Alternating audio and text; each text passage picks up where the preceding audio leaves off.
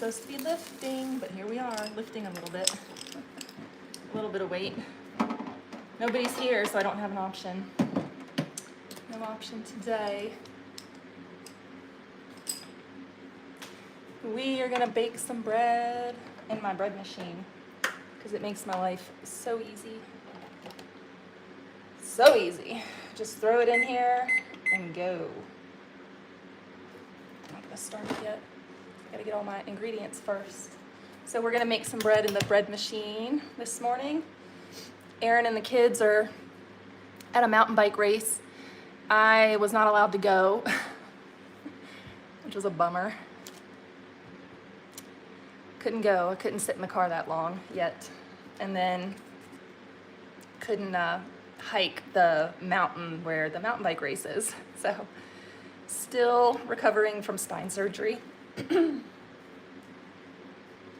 All right, we're gonna make some bread. I'm gonna mill some wheat first.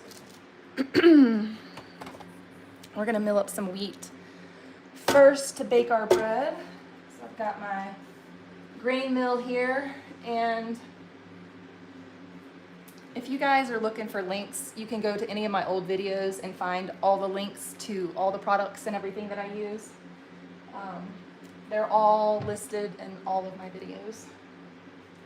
So if you want to start milling milling wheat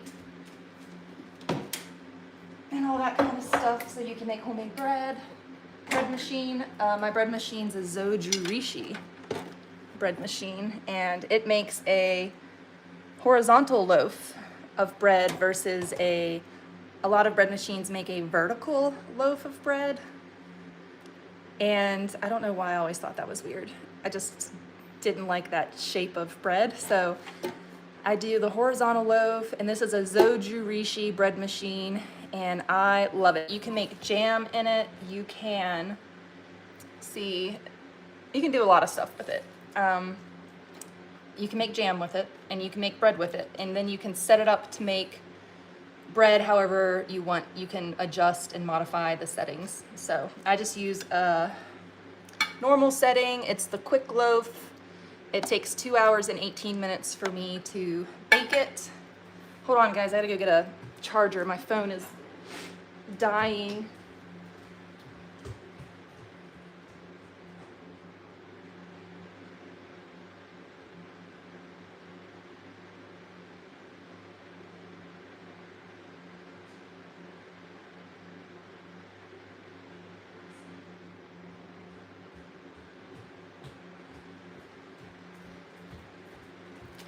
All right, here we go.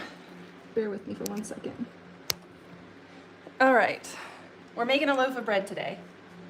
I've got 2 kids home with me, and then Aaron and the 3 big kids went to a mountain bike race, and I'm super bummed because I couldn't go. It's a 3-hour drive. Good morning, Bo. One of my babies just woke up. It's a 3-hour drive, and then it's all outdoors. It was 95 degrees, a lot of walking, a lot of that stuff. So I'm 3 weeks out from spine surgery, and it just wasn't feasible for me to travel just yet in a car, especially in our vehicle. I am not seeing comments, so I don't know what I have to do. There you go. Hi, Lillian. Thank you. I edited a video last night, and I didn't, I made chili last week. I made a paleo elk meat chili, and I was just chatting with my family, and I had it recording, and I didn't know if you guys would be interested in hearing the chat of my family and what we talk about. And it's just me filming while I'm doing chili, but we're just engaging with each other and chatting and stuff like that. And I started to edit it, and I was trying to decide if I was gonna mute it and voice over, or put music to it, or just let it be natural sounds from the family, natural stuff. So let me know what you guys think about that. Do you want to hear the evening chatter of my family while I'm cooking, or would you rather me voice over or put music on it, voice over, that kind of thing? Yeah, let me know. But they're gone. Let's see, they start racing in 15 minutes, so I might have to hop off here if Aaron FaceTimes me to watch the racing, but the racing starts at 8:30. We're Northwest right now, so the Pacific Northwest. It is 8:13, about 8:15. I don't know. Both of my clocks say a different time. So they start racing at 8:30. I'm super nervous. This is the first time that they've ever raced without me there. I'm the mountain biker in the family. My husband is a golfer, and he works in the golf industry. He's never been a bike rider in his life, and he just started mountain biking with the kids since I'm unable to mountain bike with the kids, and he is loving it. So I'm really excited about that the whole family is on bikes now and we can do that together. So that's really exciting. I'm just super bummed that I couldn't travel to their race. It's my daughter's first race. It's her very first race, and I cannot believe that I'm not there for her. It was a rough week because I was so sad, but I feel better today because it's all happening. I don't feel as sad, but it was definitely, I was experiencing FOMO pretty severely this week. Just real sad that I couldn't go, but that's okay. It's better in the long run because I'll be healed really well and I can go to the next race. The plan is for me in 2 weeks I can go to that race. It's in our last hometown that we lived in before we moved here. So I'm really excited because I'll get to go back and see my friends. We're gonna spend a couple of days there so that I can do some elderberry picking. Not sure how that's gonna work with my back the way it is because I can't lift, but hopefully one of the kids can go with me to pick the elderberries and carry the heavy buckets. But my plan is to pick elderberries while I'm down there and then to see my friends that I had to move away from. So I'm excited to see all of them. Hi, Mary Beth. Good morning, Brenda. Glad to see you all here this morning. We are making a loaf of bread in my bread machine, so I'm gonna start milling some wheat. It's gonna get a little bit loud for just a second. Hope you all don't mind.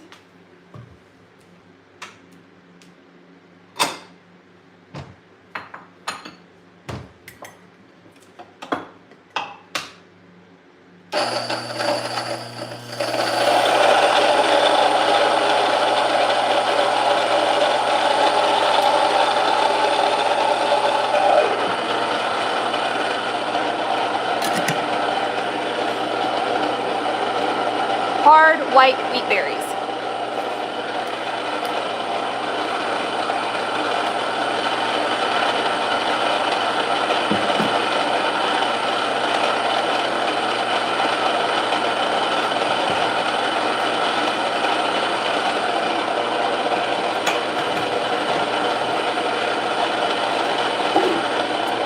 All-purpose flour in a bucket.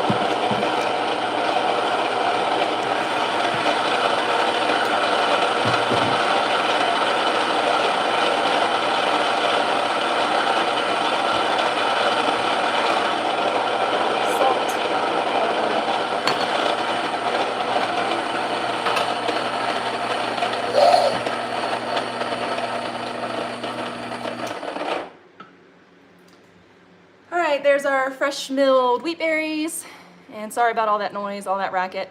I make my bread half fresh milled wheat berries, and then I do the other half with all-purpose organic flour that I get from Azure Standard. I buy it in bulk and keep it in a 5-gallon bucket, and then that's how we make our bread. I mean, not fully how we make it, but I'm gathering all the ingredients right now. I'm trying to behave and not lift or bend, so I do a lot of squatting. If you see me moving funny, it's because I can't do certain movements right now. I'm not supposed to, but I feel really good. I feel great. Nerve pain is gone. Hallelujah. Something I thought would never happen, and it's gone. And I haven't exerted myself since surgery yet, so typically when I would do a lot of stuff, my nerves would flare up and they would start crushing. And I just haven't been able to do anything to test that out, but they won't be crushed because there's nothing there to crush them anymore. They removed the matter that was crushing my nerves in my back, and they removed bone from my back too. So I no longer have the compression, the crushing of my nerves, which was causing me severe pain in my legs. So I'm moving a little bit funny because I have to be protective still. Hi from Texas. Hi, Brenda. Hi, Lillian. I would like to see that video of your family talking in the background. Yeah, I'll do that. I was gonna upload it this morning. I think it's gonna come out tomorrow because I've already missed the boat for today. So yeah, I'll do that. The family chatter, it was fun because they were talking about taking Aaron on his very first mountain bike ride, and Aaron's just hooked. He had so much fun. So it's fun to listen to their excitement and their banter. And I was kind of very quiet in the video. I wasn't feeling great. It was the end of the day, and I feel great in the mornings, and then as the day goes on, my back gets really tired. So when I was filming that video, it took me about 3 hours to make the chili because my back was so tired. But it took a long time. The video is not 3 hours long, but I started at 1 and I didn't finish until well after 3 because it just took me a lot of sitting down and taking breaks and getting ingredients, taking a break, and it was a whole process. And I was very quiet in the video because I was focused and getting really tired. My muscles and stuff are getting really tired. So we're still adjusting to the new spine situation.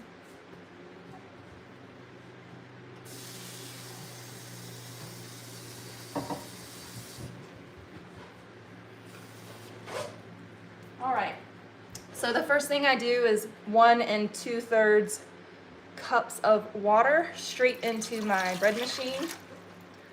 And then I do 4 tablespoons of oil. You can use butter, whatever kind of fat you like to use. 1, 2, 3, 4. That's my 4 count of that.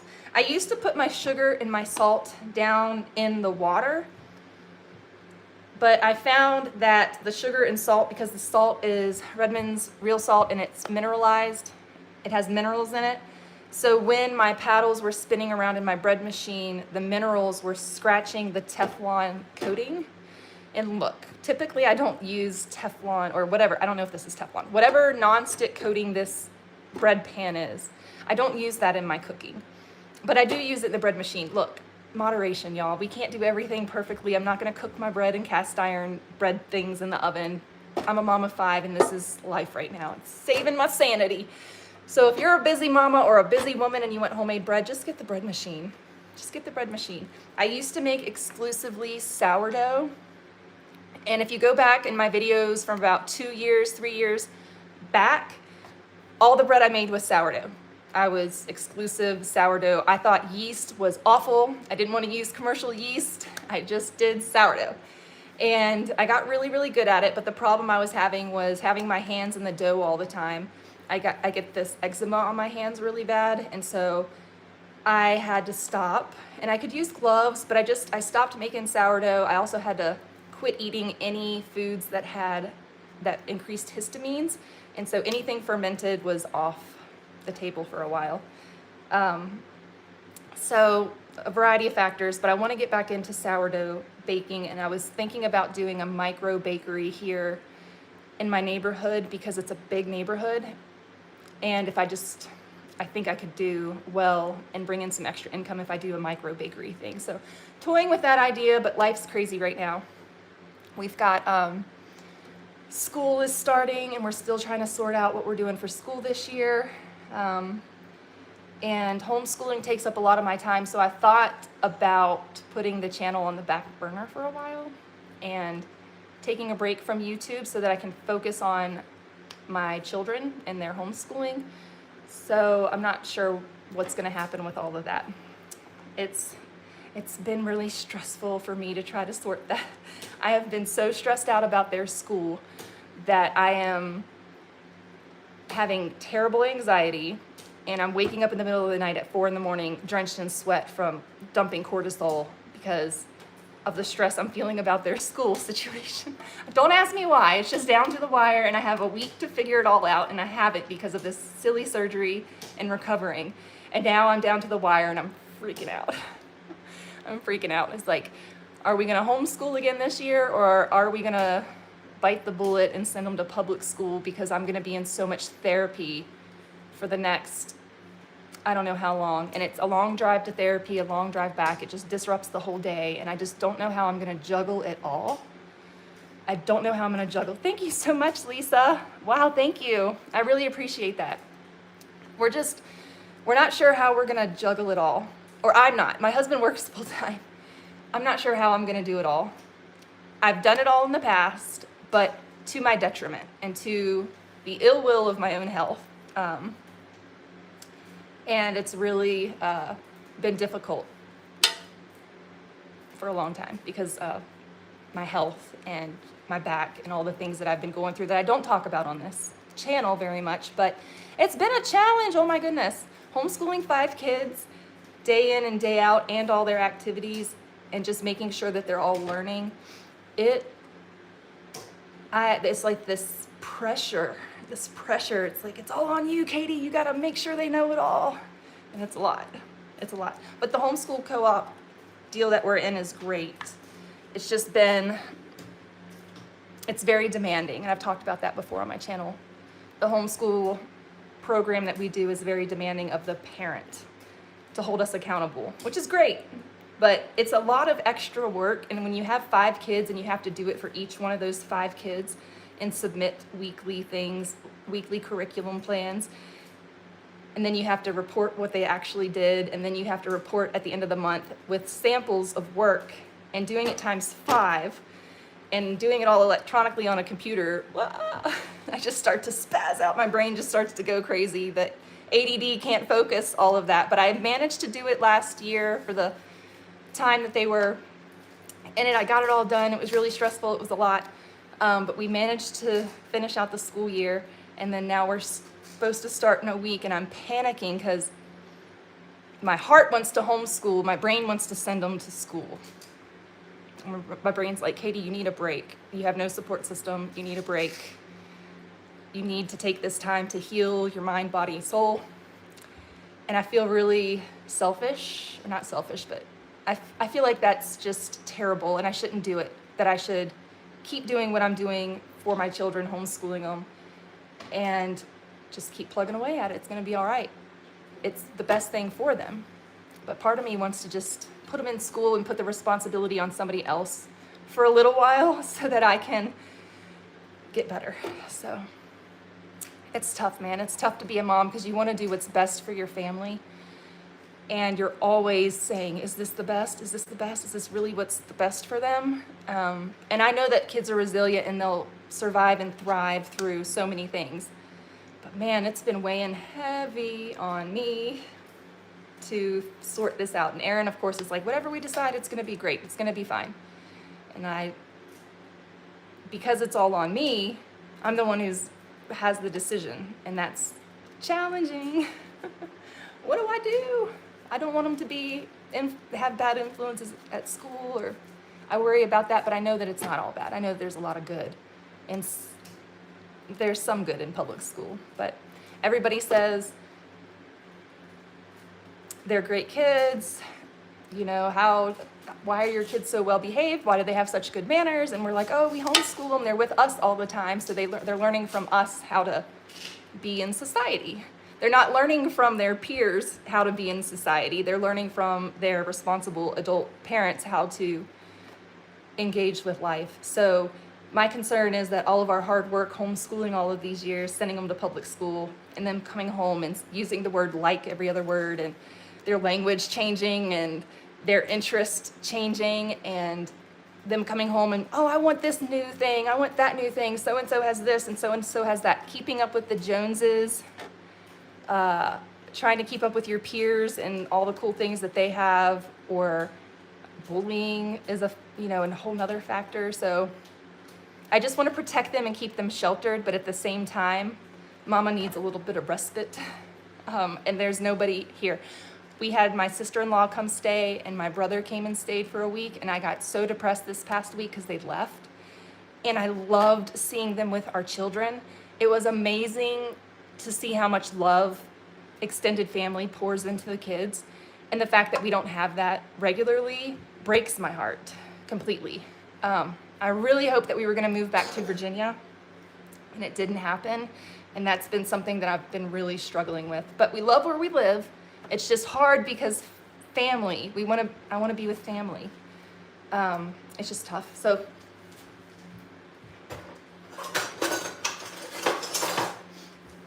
I'm jaw jacking and I'm not baking my bread. So what I do is on top of the oil and water, yeah, it's just, there's a lot on my mind. And so I got on here to hash it out with you guys and talk it out because I don't have anybody else to talk to except for y'all. And I love y'all so much and appreciate y'all so much because you've been a huge encouragement in the comments and you've just been very encouraging on my channel. And this community's been wonderful. So I appreciate you guys so much. All right, this isn't quite a full cup, so I'm gonna top it off with some all-purpose flour. And then I'm gonna read your comments and catch up on those. All right, this bucket might be 10 pounds, it might be more than 10 pounds. I'm not supposed to lift more than 10 pounds. 1, 2, but it's not bothering me. 3, it's not too heavy. It's not causing me any pain to hold this bucket. But you're just not supposed to, you're supposed to let your tissues heal.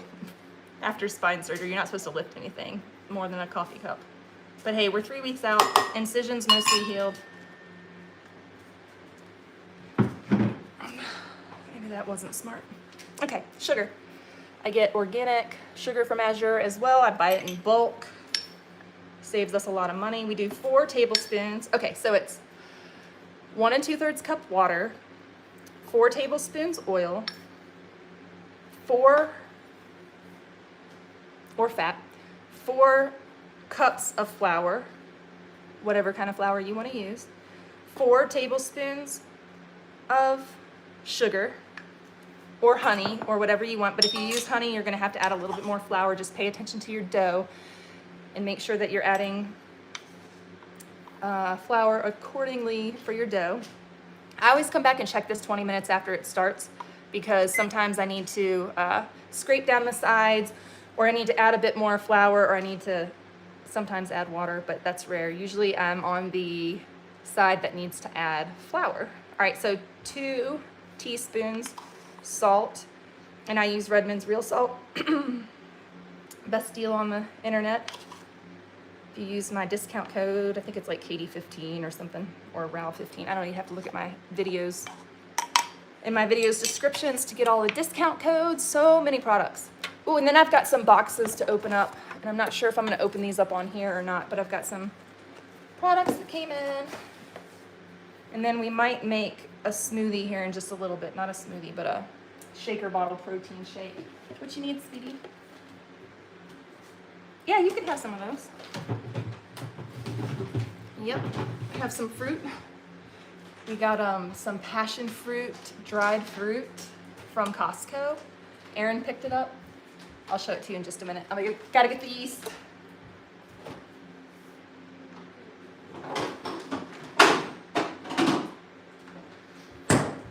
So my little guy's gonna start out his morning. He just woke up. We were up late last night. My daughter was up. She was crying. She was so sad. It was the first time that I can remember that she's ever been separated from her big sister. And she was so sad last night. I had gotten them into bed. They were settled down. They were going to sleep. And then I hear her whimpering, and she was in her, we were all sleeping in the same room, but she was in her bed crying. So sad because it was her first night not sleeping with her big sister because they share a room, and a lot of times actually all the time, they sleep in the same bed because my kids like to co-sleep. My boys sleep together, my girls sleep together. They're like little dragons. They stay warm, they snuggle up. And so it was really tough for her to be away from her sister, and she just said, "I miss Hagen," and she was wailing. It broke my heart. Oh man, being a mom is tough. So we were up late, she and we were up until nearly 11 with that whole thing. And so, yep, here, let me see. So we got these from Costco. They're all right. They've got little crunchy seeds in them because it's dragon fruit, but they're good. They've got an interesting texture. So that's what he's eating right now. So we got some dried fruit. Aaron went to Costco and went crazy in there buying double and triple snack packs of everything. So he got a couple of these. He got a couple of mango. He just went all out because they're doing the mountain bike thing. So he wanted to make sure we had the snacks at home. So he bought extra. And then they have the snacks at the mountain bike race too. So that's where they all are. And racing, kids are on the racetrack now. The high school races first, then the middle school. At some point they fit the girls in there, so all the girls race together. The girls aren't racing the boys. They could if they wanted to, but they do a separate female. I think they could if they wanted to, because, you know, Oregon's a liberal state, and they allow participation in girls and boys sports for, anyways. So she's going to be racing with girls her age, and it's her first time racing, so I'm really excited for her. Very nervous because I'm not there. And I was saying earlier, I'm the mountain biker in the family. I raced motocross. I have all the bike knowledge in the family. My husband golfs. So I was so nervous to send him with 4 bikes and 3 children by himself, but he's doing amazing. He's managing it. That's why I kept the 2 little kids home. We kept the 2 little kids home because I didn't want if anything happened, I didn't want him to have to deal with the smaller children. So, you know, if there's a bike accident or something like that, I didn't want him to have to be wrangling the smaller kids.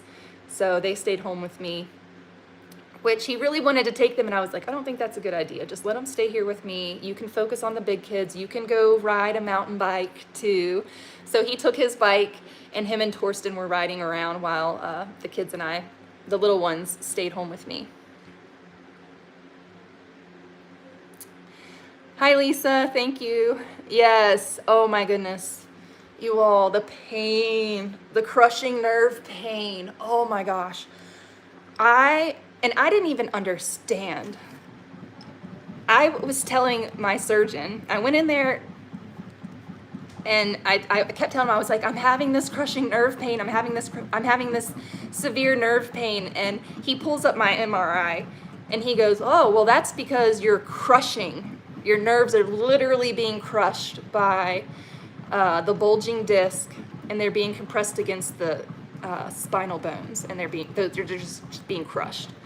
And so anytime I would increase my activity or drive in a car or anything, it would get so severe. I mean, so incredibly severe. I could not walk. It was unbearable to walk after driving in a car or riding in a car from anything more than 20 minutes. Just, I was done. Excruciating nerve pain. And my kids would see me cry.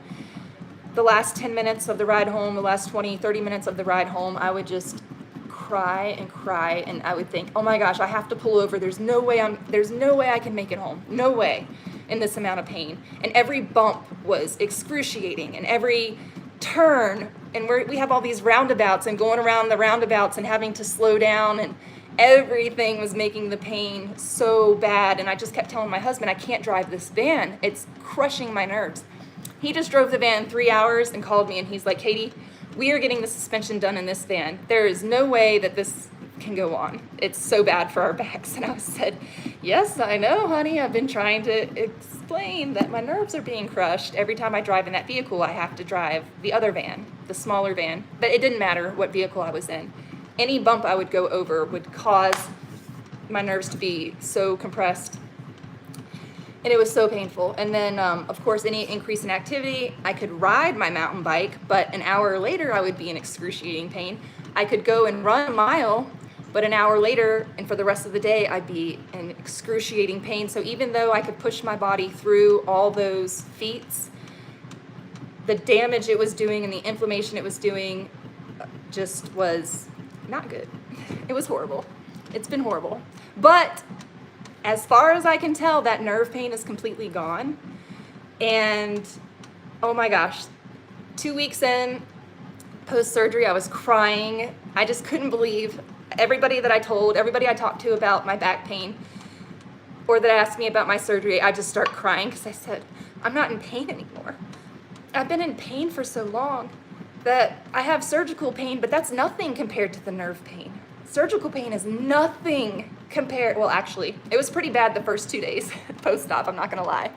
Moving was really bad, but worlds better than that horrible, crushing nerve pain going into my feet going numb. The pins and needles that you get in the bottom of your feet were excruciating because it feels like you're being stabbed with 1,000 needles in the bottom of your foot. And it was starting to affect my function, so I had to have the surgery. Had to have it done. I was risking my bowel and bladders were gonna stop working if I kept going the route I was going, so. Brenda, might be the perfect year for them to public school. I think so. It would give me more time to heal, and I could de-stress and get my nervous system in check. My nervous system is completely shot. So that's why I'm like freezing cold all the time. I'm freezing cold, and then I'm cold sweating at night. Freezing cold all day long. It was 95 degrees yesterday, and I'm in this house wearing a wool shirt and sweatpants because my house is too cold. And then I go outside and I can't regulate my heat, so I just, like, it's awful. I get so hot, my face turns beet red that my body can't seem to control the thermostat, so I've got to get that all into check. I feel like I need a year to heal, to get my Hashimoto's and everything in check, but it's been tough. Yeah, in order to take care of my family, I've got to take care of myself, Mary Beth. You were right, 100%. My day is great. It's a great day. I woke up and I'm not in pain and I can function, so it's a beautiful day. So happy. Just sad to be missing my kids' mountain bike race. Car rides are brutal. They're so bad, and if you have back problems, if you have nerves being crushed, car rides are the worst. And we live 35 minutes from town, so every ride to town was incredibly painful. So my husband was able to take the kids to their summer camp, and then I would pick them up. So that limited my driving a little bit, but even that was excruciating. I haven't ridden in a car. I rode in a car once to go to my follow-up appointment, and that was a long day. I think my daughter had an appointment, and then I had an appointment, and I was in the car for a good bit that day, riding around town and stuff. We had to go get something for Aaron's vehicle. So I was in the car a bit too much, and when I got home, I was just in bed for the rest of the day because I had surgery. It was my 1 week post-op, and I was only a week out from surgery, so it was a little bit painful to be in the car, tiring on my back muscles, but, and I haven't been in a car since, so just trying to avoid the car as much as possible until I'm completely healed. I think I have PTSD from all the pain and nerve crushing from riding in cars. And now I don't want to get in a car. I don't want that pain to ever come back. And I'm not sure how. I know that it won't be there the next time I'm in a car because there's nothing to crush my nerves. But the PTSD of all that pain, it's just scary. Like, am I going to be able to ride in a car for a half hour? Am I going to be able to drive 2 hours, 3 hours to my kids' races? I'm not sure. All right, I'm catching up on comments. Give yourself time to heal. Give the public school a try. Discuss with your kids. Yeah, we can always go back to homeschooling next year. Okay, it's chaos. My husband just texted me. It's chaos because it's the first year. Oh, it's the first year at this. They built a new race course at this vineyard up in Salem. He said, it's awesome. So I guess it's a little bit, the race venue, it's the first time having the race at this venue. They built a track specifically for this organization to hold this youth mountain bike race. And Aaron just texted that it's a little bit hectic because it's the first year. So I wonder if they even have kids if they even started racing yet. So I'm just following up with his text. But yes, I think the whole thing is the kids are in a homeschool program that now has a waiting list. So if they go to public school, they're out of the homeschool program, and then they're on a wait list if we ever want to go back. And that is what concerns me, is that I won't be able to get back into this homeschool program. So that's been stressing me out. I meet with their homeschool advisor on Tuesday, but I'm thinking that we're leaning towards I don't know what we're leaning towards, probably leaning towards public school. The thing about that also is I'm going to have to find a babysitter for my 4-year-old for all of my therapy. So I'll have to check with my neighbors and see if they can watch him, because my big kids won't be home to babysit him while I go to physical therapy. So it's a whole thing. There's a lot of factors going into it, and I just racked my brain how am I gonna do all this, because I don't really have a support system, but we're gonna work it out. We're gonna make it work. I'll be getting physical therapy from 2 different places because Aaron gives lessons to one guy and he wants to help me, and I'm having a hard time getting enough appointments booked at my current physical therapist's office because she's so busy. So I'm gonna supplement with a different physical therapist. Oh, this bread machine's noisy. Hi, LaGwen. Thank you. It's gone really, really well. I was so happy to have my family come stay. My sister-in-law and my brother, they entertained the kids and kept everybody fed and happy and kept the house tidy. And when they left, I went into a depression all last week because I just miss my family. And I miss having family near us to love on our babies, because it was amazing to see their aunts and uncle, the aunt and uncle playing with them and how much fun that they had. It was just really good. It was really good, and it was good for me to be near family because it's been years since we've seen family. Literal years since we've seen family. And I just really needed some family support. And I'm so thankful that they came out and helped us, because Aaron worked. Aaron had Monday off of my surgery, and Tuesday he went to work. And so I'm so thankful that they came out and helped, because I don't know what we would have done. He would have taken off from work, but he didn't have vacation time. So it would have been a hit financially. And I was like, no, don't take off from work. Like, I'll figure it out. We'll make it work. We'll figure it out. But family came to just help and keep things going. And that was amazing. Yeah, I'm feeling so much better. Yes, it gives them a chance to tell me all about it. So I'm excited to hear their stories. They called me this morning I texted them to tell them, keep it on 2 wheels, you're gonna do great, fist bump all your buddies, tell them, go get them. Just tried to be encouraging, tried to tell them to encourage and to encourage their friends that they're racing with. Fist bumps, let's ride y'all, let's ride, let's do this, get pumped at the start line.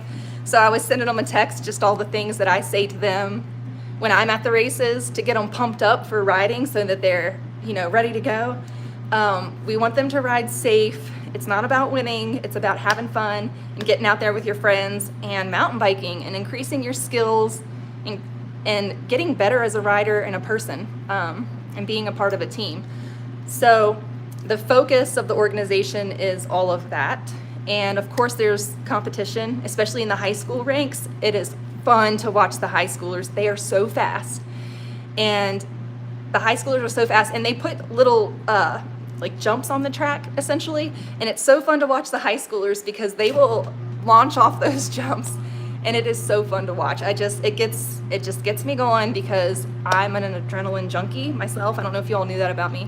I tamed down a lot since I've become a mom. I've become like a little Susie homemaker, baker and all that stuff for my children. But I'm an extreme sports junkie, and that's why my back is so bad because I've crashed a lot. I have had dirt bikes land on top of me, and I nearly had a handlebar go through my muscle.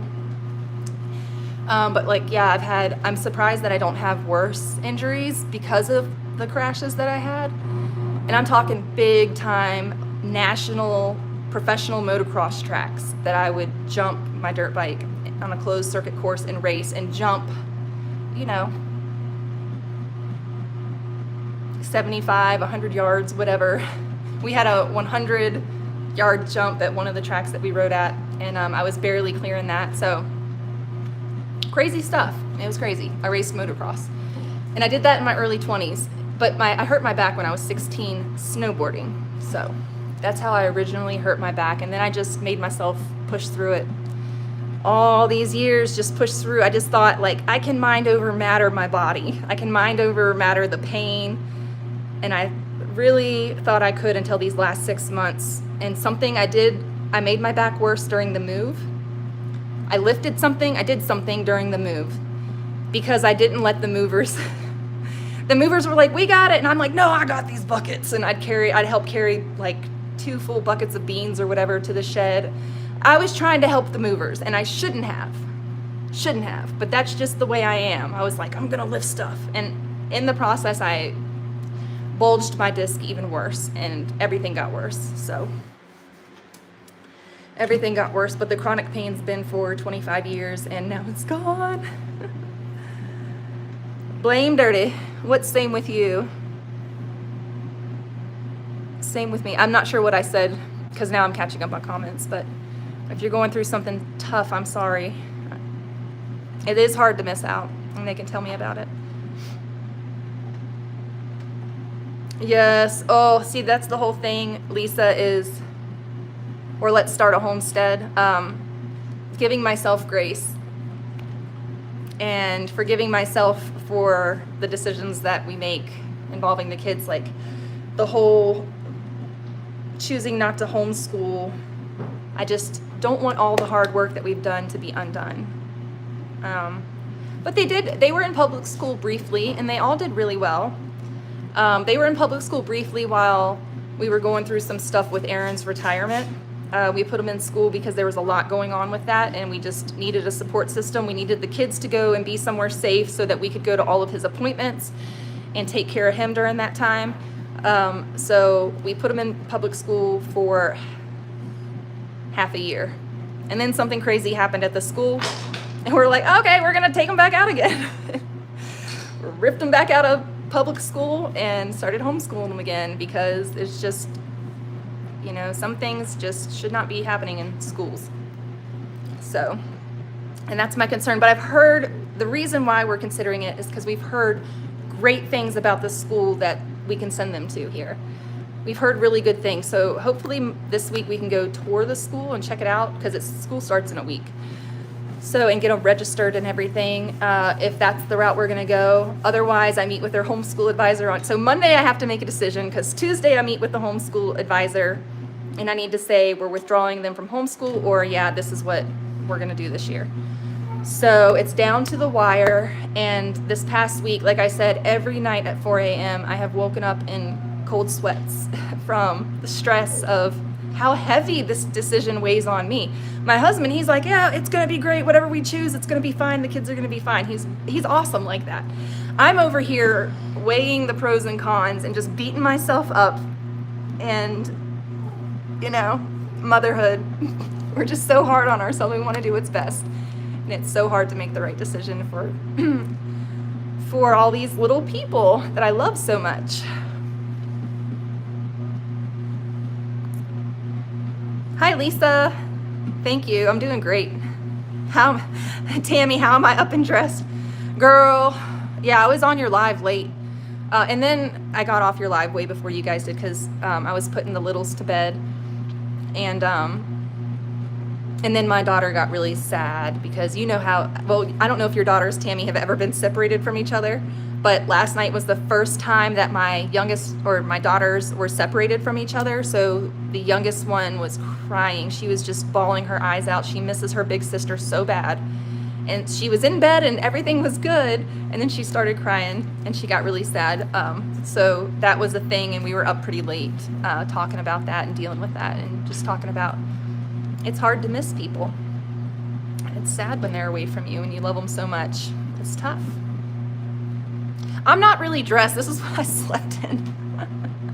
I'm not dressed. I'm sleeping in wool. This is my pajamas. I'm sleeping in wool because I'm freezing cold, and I'm trying the wool out because I didn't wake up last night in a cold sweat. Last night was the first night I didn't wake up in a cold sweat, so I don't know if it's the wool doing its job, or maybe I was a little bit more at peace yesterday about the whole everything, and so I'm thinking that I'm starting to feel a little better, but I'm still really anxious about trying to figure out what to do about school. Tammy, I was asking you if you were homeschooling your kids. I just need somebody to talk me off the cliff, or public schooling your kids, because I need to be talked off the cliff. I need to be talked off the cliff. I'm about to send them to school so I can go to all my physical therapy appointments and stuff, and I just worry that I'm not going to be able to. I know it takes 2 to 3 hours a day to get through all their schoolwork. There's 24 hours in a day. We can do it. But I've got one kiddo that's fairly difficult. He wants to do it they want to do whatever they want to do and not what's required of them. So that's been a challenge, and that's been challenging. It's challenging. Everybody's different. Everybody has different learning personalities, different ways that they learn, and we have to adapt to that. It's been tricky. So thank you, Lynette. Yeah. But Tammy, the secret is just go to sleep in what you want to wear the next day. And then you're all ready.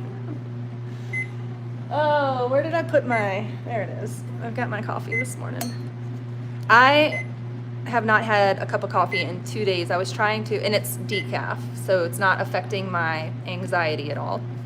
I am drinking decaf, but I went a couple days without it, and I thought maybe I'll quit coffee completely. I made a cup today. I'm not really loving it, so I'm going to switch over to tea for the rest of the day. Not that I drink coffee all day or anything, but I'm going to switch over to some turmeric tea, probably. And this morning I was debating. I was like, do I make coffee or do I make turmeric tea? And the coffee was staring at me in my face. And I was like, well, I haven't had it in 2 days, so let's try the coffee. But I'm not so sure that, I think I'm starting to move away from coffee. And I never thought that that was ever going to happen in my life. But we went from regular to decaf, and then now I spaced it out. Aaron's to the point where he has a cup of coffee occasionally. Here, we've had 40-degree nights. And so when he wakes up early at 5 in the morning to go to work and it's 40 degrees outside, he might make himself a cup of coffee. But I typically always drink decaf coffee in the mornings, every morning without fail. It's been a ritual for my whole life. I've been drinking coffee every day. So, but to be to the point now where I went 2 days without making coffee, that's crazy. So I feel there's a shift. Maybe I can stop my coffee drinking habit because I'd like to have white teeth. Hi, Kelly. How's it going today? How are y'all doing? What do y'all have going on today? What are we doing on this beautiful Saturday morning? I'm baking bread. If you're just joining us, we've got to check our bread right now. Oh, wow. It's perfect. The dough is perfect. It's not too wet. It's not dry at all. And it is perfect. It is soft. Oh, wow. It's so nice. Beautiful ball of dough. And that's what you want it to look like. You want it to be soft enough that it can knead, but firm enough that it holds together, if that makes sense. So, yeah, that's beautiful. I love when it makes, I just love it. It's making the dough so well. So some bread machines just have one paddle, and my particular bread machine has 2 paddles. So the vertical loaf bread machines often only have the 1 paddle. And then the horizontal loaf bread machines like this Zojirishi, it has the 2 paddles in the bottom, which is what I prefer. I feel like it just does a better job. It has more room to knead. But then again, in the vertical one, it just kneads in this little square. And so it just kneads up against the sides of the wall. This one, it kind of flops around everywhere and it tosses it back and forth between the paddles and kneads it that way. You're gonna go collect water from a natural spring after lunch today. Ooh, you're on city water. I've been wondering, and I've asked many people, I asked all my neighbors, is there a place where we can go and get spring water and fill up spring water? And they said, why would you do that? We have some of the best water in Oregon. And I started drinking it out of the faucet, and it is really good. We prefer this water. It's a lot like the water we had down in Klamath. It's just very good water. Tastes very good. It doesn't have any city water flavor to it at all. This whole neighborhood is on a giant well. So the water, we will never run out of water. Apparently it's like on this massive, huge well, this massive aqueduct or something, I don't know. And the water is coming down off the mountains and it's filtering through the volcanic soil, the volcanic rock soil. It filters it really well. It's just pristine, delicious, amazing water. So, but I wish, or I'm glad that we don't have city water because that's a challenge for sure. Hey, budget preppers. Thank you. Thanks for joining in on the live. How are y'all doing? You guys been camping or doing anything fun like that? I see, I catch you on your lives. You occasionally have lives. Do you? Have I caught you on a live? Busy, what are you doing? Are you prepping lots of stuff? Do you have a garden this year? Our garden, it's doing okay, but I had a major issue.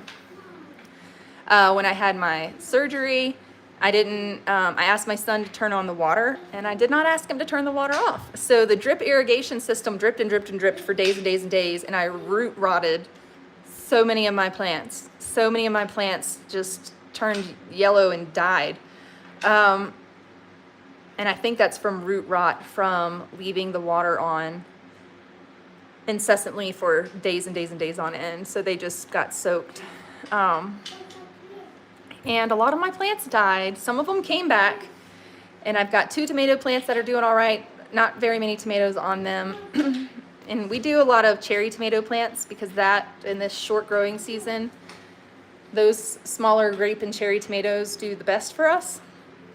So I had a lot of tomato plants, and now they're all looking pretty sad. I've got 2 that were in separate containers that did not have drip irrigation system. They're in the self-watering Vago garden planters, and those tomato plants are really doing amazing because they're in self-watering garden containers, and the reservoir or the pot that the tomatoes sit in sits down inside of a reservoir that has water in the bottom of it, and then it slowly leaches water up to the roots. But I've kept those.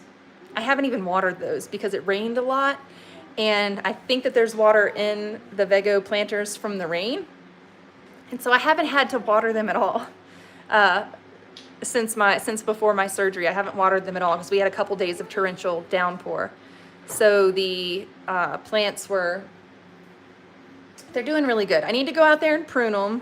I went out there last week and I walked through the garden, and I started doing a lot of things that I'm not supposed to do with my body, like lifting and bending and all of that. So I removed myself from the garden situation because I said, I'm going to get myself into trouble out here doing things I'm not supposed to do while I'm still healing. So I just removed myself from the garden, and I looked over, my husband and boys were doing something with the wood pile.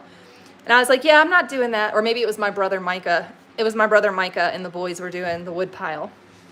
And I just walked out of the garden and I was like, I'm going to go inside and lay down now. Because I get myself into trouble. I can't help it. I cannot help myself. I'm this person that has to keep like doing things all the time.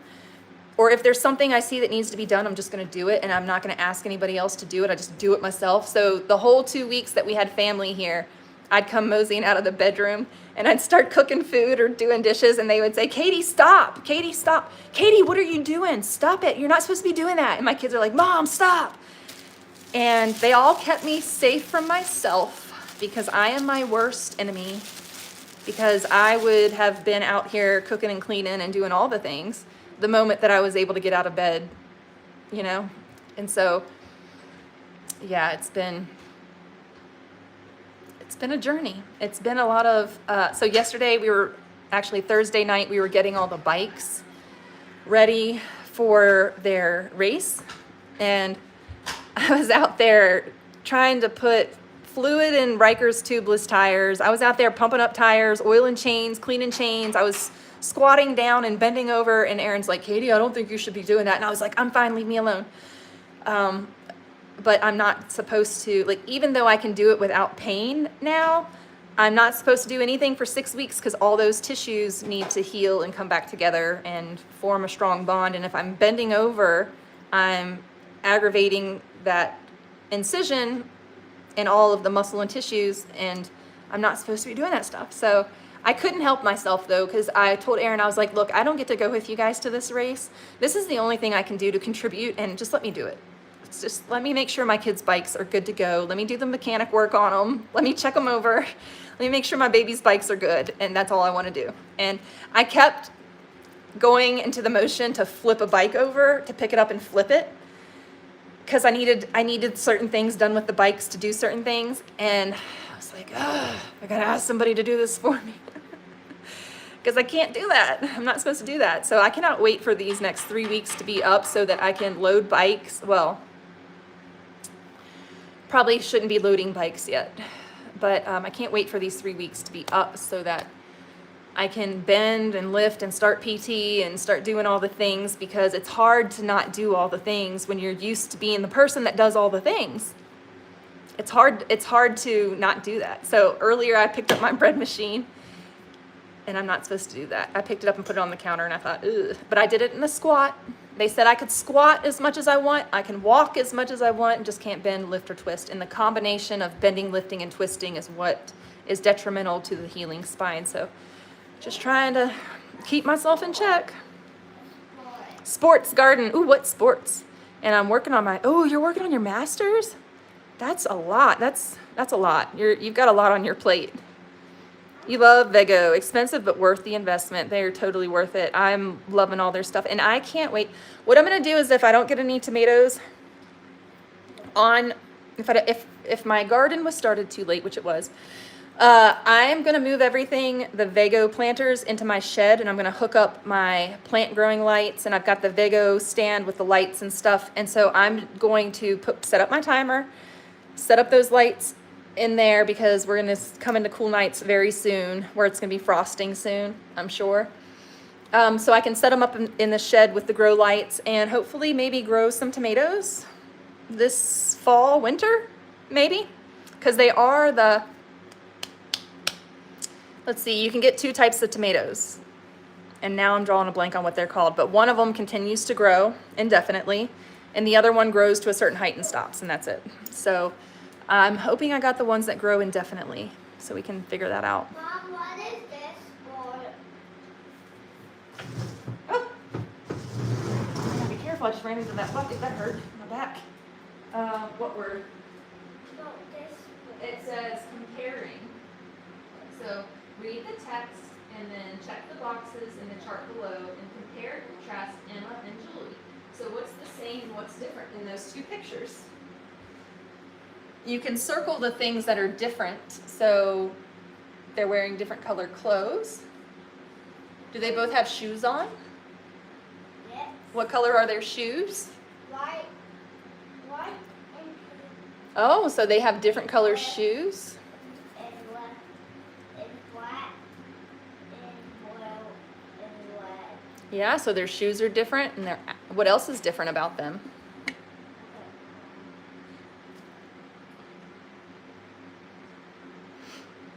Yeah, it was very, well, Brenda, I gotta be honest with y'all. I failed at gardening twice this year because I bought all my plants. I didn't do any starts this year, and I regret that. I should have made starts. I bought all my plants from Azure.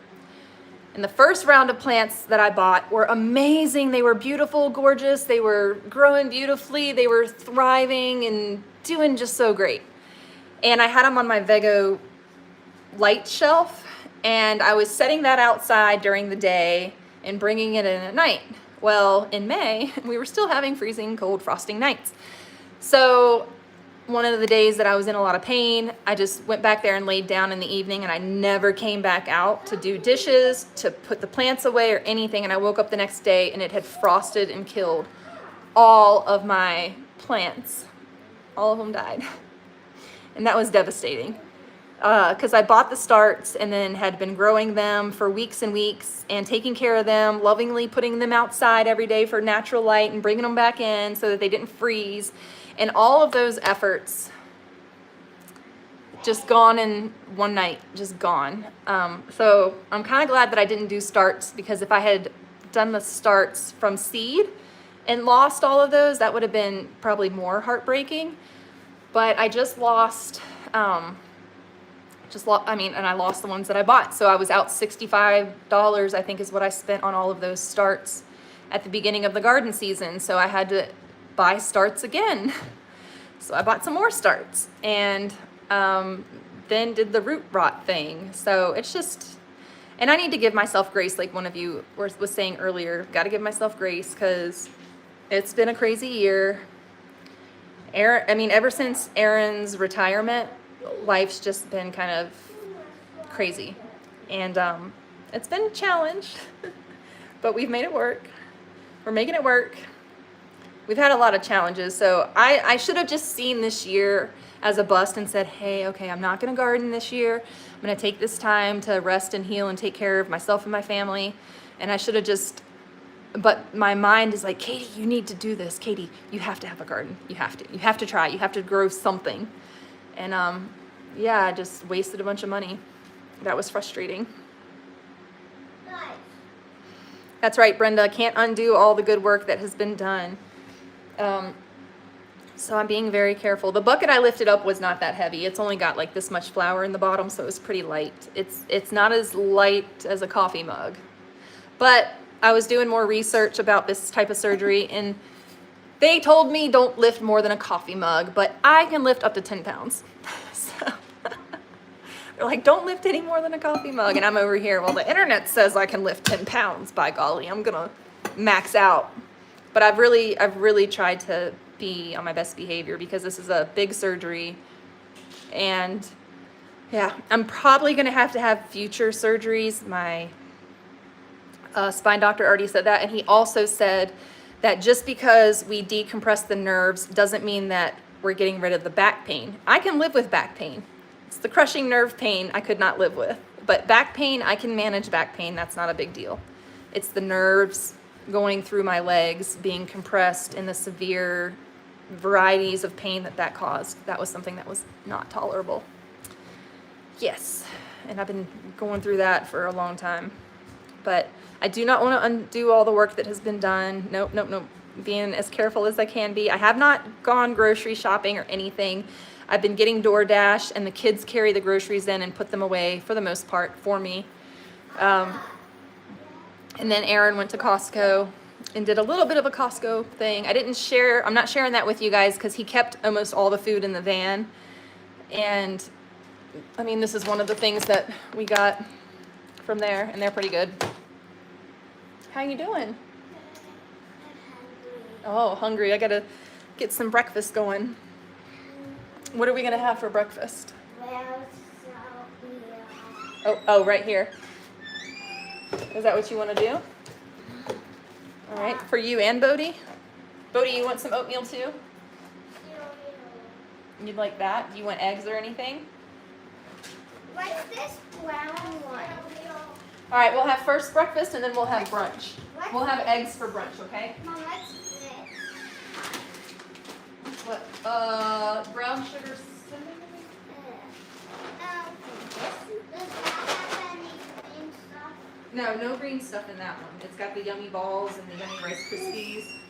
And for first breakfast, one of my kids is going to have the sunrise crunchy cinnamon. Yay! And we're just moving kind of slow. I'm not doing anything elaborate for first breakfast. Is there any of those pumpkin seeds? No, there's no pumpkin seeds in here. You don't like the green pumpkin seeds? No. They Okay. make you big and small. Pumpkin seeds are really good for your belly. They kill parasites. Carrots like, what do carrots do? Carrots? Uh-huh. I think carrots help. The eyesight go fall. Yep, I carrots. need a light A what? bulb. A light. There you go. There you go. Yeah, we're not typically a cereal family, but the last couple months I have been buying cereal for my sanity. Everything I've been going through. Cereal has been first breakfast, just to get something on the kids' bellies and get them going, and then usually I have my wits about me to make a hearty eggs and bacon and potatoes and all that stuff, and then we'll do brunch. We always have brunch. I'm huge on protein and fat for kids. I think kids need lots of protein and lots of fat. And I think cereal's garbage for kids. I don't think kids should be eating cereal as their main source of breakfast food. So, and if and when they go to school, I don't feed them cereal before school, never. Because they'll go to school and they'll go into the school cafeteria when I drop them off, and they'll go in there and eat all their sugary cereal every day. That's what they did. When they were briefly in public school, I found out that they were going in, and I was like, I feed you guys breakfast. And then you go in there and the school thinks you're hungry again? Like, what on earth? And they're like, Mom, we just like the cereal. I was like, of course, because it's all that sugary, crazy stuff. Oh my gosh, one of my friends just saw my boys. I wonder if she is, sorry about that. One of my friends from my last town that we lived in just messaged me that she saw my boys. So I'm assuming that her son is racing this year also, and that's why she's at the race, because her child didn't race last year, so she wasn't there last year, but now she's, it would be weird for her to be at this vineyard 5 hours away from her home for any other reason. It's not random that she's just at this vineyard that my family's at, right? Her kid must be racing. So that's really cool. I wish I was there. That means I get to see my friend, which really is exciting. And I haven't talked to her. It's like, you know, you have those friends where you go ages and you don't talk to, but you're tight. So she's one of those people to me. She worked with me when I was a midwife's assistant. We were both midwives assistants to the same midwife. We both, at that time, she was working with the midwife. I wasn't working with the midwife yet. And then when she started a different job, I kind of took her spot. And then I was the midwife's assistant when we first moved to Klamath. So if y'all didn't know that about me, I am a birth doula and a trained midwife's assistant. So birth was my jam for a long, long time. Half a cup. Okay. So not that. That's not going to get you half a cup. You got to go with. Well, that's a little bit less. But yeah, that'll work. Or a little bit more. Just don't fill it up all the way.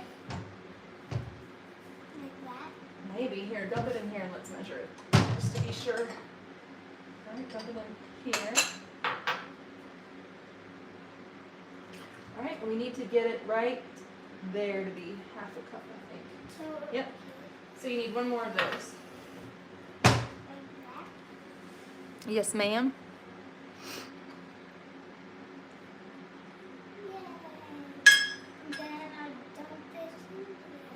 Yes, indeterminate, Kelly, thank you. It was on the tip of my tongue and I just couldn't, like my brain was like cycling through all the words and it just wouldn't come out. Indeterminate tomato plants was what I was talking about. So I think indeterminate is it can grow incessantly, and then determinate is it only grows to a certain height. Is that correct? Because it sounds like indeterminate is like it's not determined how much it's going to grow. We have no idea, right? That's what I would think.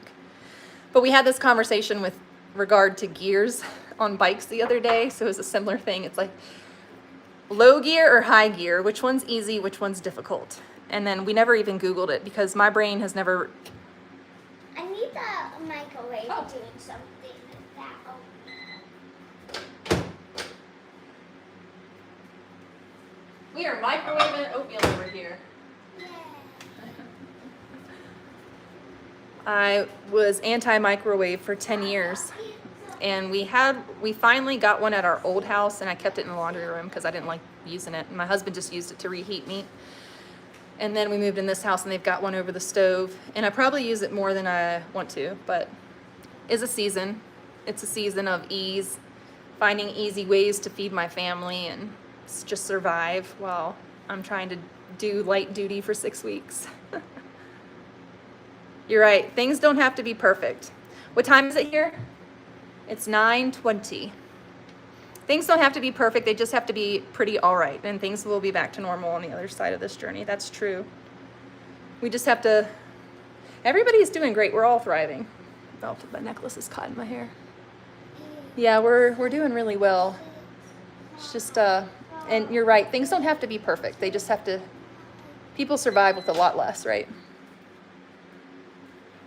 How on earth have I gotten my hair tangled up in my... Oh, that's perfect. It's really hot, so I'll carry it for you. Oh, yeah. Just let it sit for a minute and it will absorb. You're going to add a little bit of milk to it.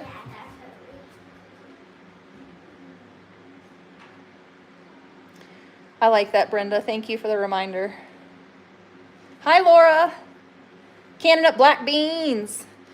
Ooh, I need to can some beans. I haven't canned beans since I did the bean canning video because we don't eat a lot of beans. Guys, I can't see what's going on here. My necklace got caught in my hair. And I don't want to break the necklace trying to get it out. But let's see if I can undo the necklace maybe. I've never gotten this necklace caught in my hair, ever, ever, ever. And then all of a sudden today, of all days, I don't even know what's going on. My goodness. Okay, Laura, question. When you're canning your beans, are you doing the dry, hold on. Are you doing the dry bean canning method? Or are you soaking them? Or are you pre-cooking them and then canning them? Curious what your method is, because everybody kind of does beans slightly different. And are you using anything else? Like some people use baking soda or something when they cook beans to make them softer. So how are you canning? I know you're probably got your hands busy, so you won't be able to comment back. But I'm just curious, like, what's your method for canning beans? I think I soaked all my beans when I did it. But I think I might have done it both ways, because I've soaked the beans and then put them in and then added water, then pressure cooked them. And then I've also done the dry bean method, but you just put in a 1/4 cup of beans to a pint. I think it's a 1/4 cup, or maybe it's 1/2 cup. It's been too many years since I've done it. But you put in a lot less beans because they expand when they cook. So I have done the dry bean canning method, and I thought that was the easiest and the best way to do it from my experience. But I know other people do theirs differently. So yeah, I'm curious if my friend's kid is racing. I'm pretty sure that they're probably racing. So I'm excited about the next race. It's gonna be in Klamath. And we're gonna stay, we tried to find an Airbnb. We didn't look on Airbnb. We just asked friends that we know have Airbnbs and asked them if theirs were available or they sold them or whatever. So we're gonna just, at first I didn't wanna get a hotel for that many days, because I was like, I don't wanna be cooped up in a hotel with the kids while Aaron goes and golfs and whatever. Because we're staying extra so he can go and give lessons and set up some stuff, whatever. I don't know what he's gonna do. But so we're gonna go down there and stay for a few extra days. And then I was like, I don't wanna be cooped up. And then I said, duh, Katie, you can go to your friends' houses and hang out with your friends in Klamath. And so hopefully I'll be able to spend some time with our friends while we're down there for that long weekend. And I need to notify everybody and say, hey, we're coming to town. Let's meet up. Because I miss everybody so much. Man, we were there for 10 years and we built relationships, 10-year-long relationships with people. And now we're here and we don't have relationships with anybody yet. Not that many people. A few people from the homeschool co-op and neighbors and things like that, but still gotta figure it out. All right, you're following the Ball Blue Book. Sort, rinse, boil for 2 minutes, soak an hour, drain, rinse, boil again, drain, then pressure can. Ooh, let's screenshot that so that I can remember that. Because I definitely need to can up some beans. I've got two or three. I've got black beans, pinto beans, and then I've got cannellini beans, but I didn't buy a 25-pound or 50-pound bag of those. I just bought a 10-pound bag of cannellini beans. So I didn't have very many of those. And I don't even know how long you can store beans. I used to know all this information when I was in my prepping days, but I'm sure the beans will be fine for a really long time. They're cool, dry, dark place. And we don't eat beans because they make all of our stomachs hurt. So yeah, we don't eat a lot of beans around here.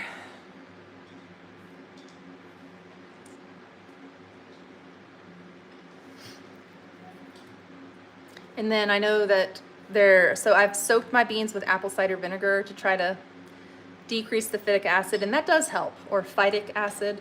That does help a little bit. That does help with digestion and being able to digest the beans better. So, well, thank you guys for hanging out with me for this live. I'm probably gonna end it right here. and make myself something to eat. 1 pound of beans in 5 pint jars, filled with hot water, 1 teaspoon salt per jar. Yeah, the 1 teaspoon salt per jar. It's kind of standard for all of the things. Ooh, let me open up my boxes.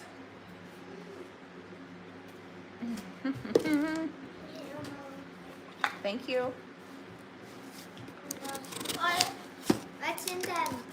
Here, we're gonna find out. All right. Oh, new packaging. So I got some Araza, the mango lip pots. What are these called? Oh, the mango cream pots. So I did the makeup in a short the other day with you guys, and I was showing you like my favorite brand of cosmetics is Araza because it's organic, it's healing, it's nourishing for your skin. And I just got 2 new mango pots from them because they just released a whole bunch of colors. So this color is Rested, and it's just a really nice, nourishing lip balm. What balm? What color is it? Lip balm. What color? It's like a mauvey. Ooh. It's kind of like a mauve, What's the other one? a mauve color. Oh, let's see that. And they just feel, it feels so good on your lips. How to enjoy: apply to your cheeks, blend with your fingertips or a brush, dab onto lips with fingers, add layers to intensify color. So if you need more color, you just put more on. And then this other one is, this is the Flush Mango Cream Pot. Let's see what color this is. I wonder if it's orange. Ooh, this is like a pink. These are the colors I chose. They have 5 new colors out, but I chose this pinky color. It's like a more pink mauve and then a more purpley mauve. Ooh. Yeah, beautiful. And those are kind of the colors of lip balms that I wear. I don't wear any peaches or anything. I kind of stick to like the mauvey pink colors on my lips just because they look more natural. And oh, okay, so here's the colors that they offer in the mango cream pots. If you're looking for some lippies, you can use them on your cheeks, lips, and eyes. So that's the first promo package, or what is it called? I think they're promo packages. Brands, they send me some yummy stuff sometimes, but those I actually picked out. What's it? Ooh, okay, so this is Llama Naturals. These are the kids' multivitamins gummies. And I will make a post on my channel for these later today yeah, I'll give you one in just a minute. For both of these, I'll make a post with links and stuff later today for these Llama Naturals. These are for kids, 35 times strength elderberry real fruit gummies, no added sugar cane, no junk, 3-in-1 immune support. So we do a lot of elderberry syrup and things like that here, a lot of zinc, a lot of vitamin C. If they end up going to school, I don't know that they will, but if they end up going to school, then they'll have these every day. And then we got the Llama Multi Real Fruit Gummies. This is Strawberry Licious, and this one's elderberry. And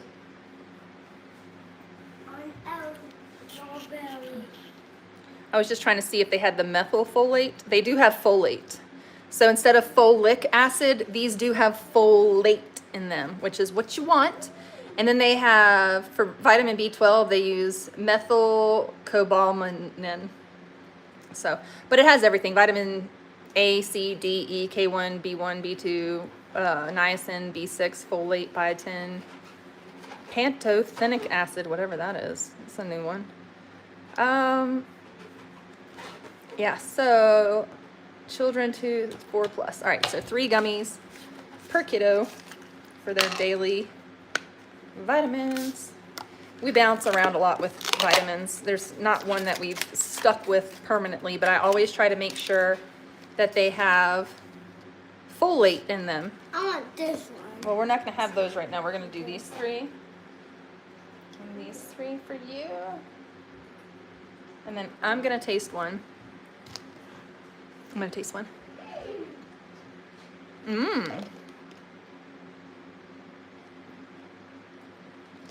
Oh, you can tell too. Real fruit gummies. You can tell the flavor. It's tart. It's very strawberry. And strawberries are always sour to me. Even the sweet ones. I always make a face. I know, they're making me salivate. They're really good. But yeah, made with real fruit. 13 natural vitamins from 9 pounds of fruits and vegetables. Less sticky, no acids added. Picky eater approved. Good stuff. Llama Naturals.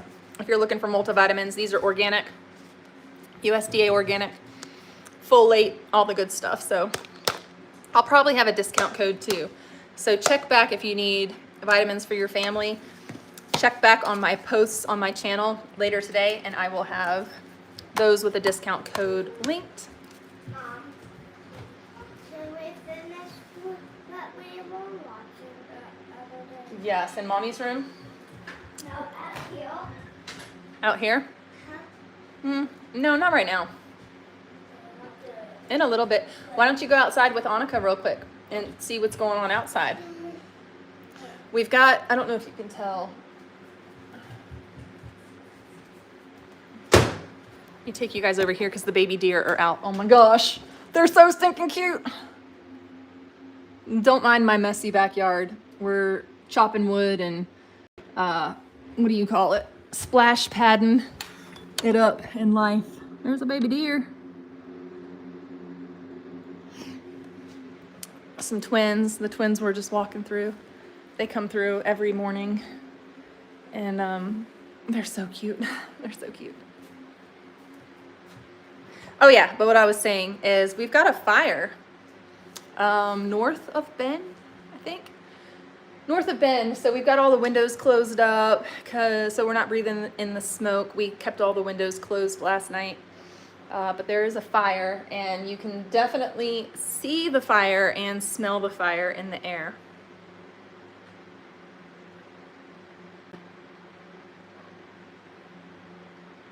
What's unreadable? Oh, these. Yeah, unreadable. Because they're backwards. I'm not mirroring. I don't know how to mirror. Is it this? Nope, that's green screen. Uh-oh, what did I do? Let's see, I don't know. I'm not sure. Is mirroring Wolf's Friend 42? What's toxic? Are you just a troll? Okay. What's toxic? What's unreadable? Anyways, I'm not worried about you or that comment. Yeah, but 3-in-1 immune support for those. But yeah, if you guys can't see them, I'll post a picture with it the right direction so that you can read it if you want to.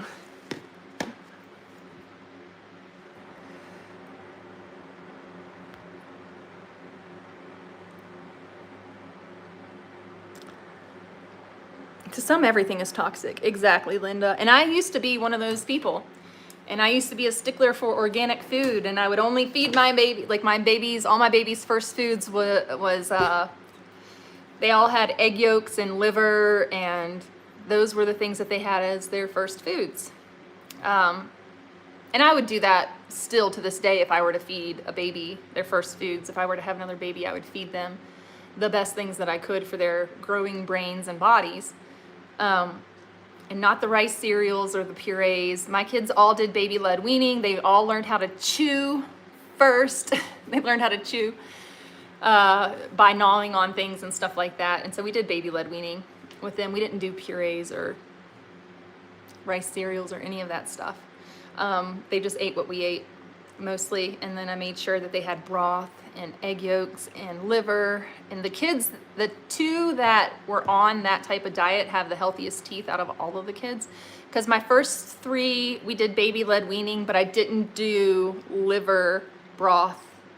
I wasn't doing liver broth and egg yolks as well as I did with my last 2 babies. So they were baby-led weaning. The first 3 we did baby-led weaning with and fed them a whole foods diet. They had lots of eggs and all that kind of stuff. I did a lot of spinach in my eggs and things like that back then. So pantothenic acid is B5. Oh, thank you. So yeah, it's got lots of B vitamins in it.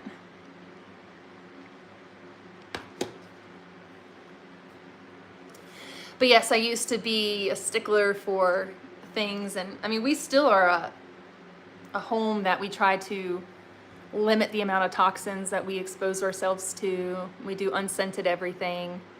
I did buy that Costco laundry detergent that turned out it was scented, like it had fresh scent or something, but we used through that. Now we're back to unscented again.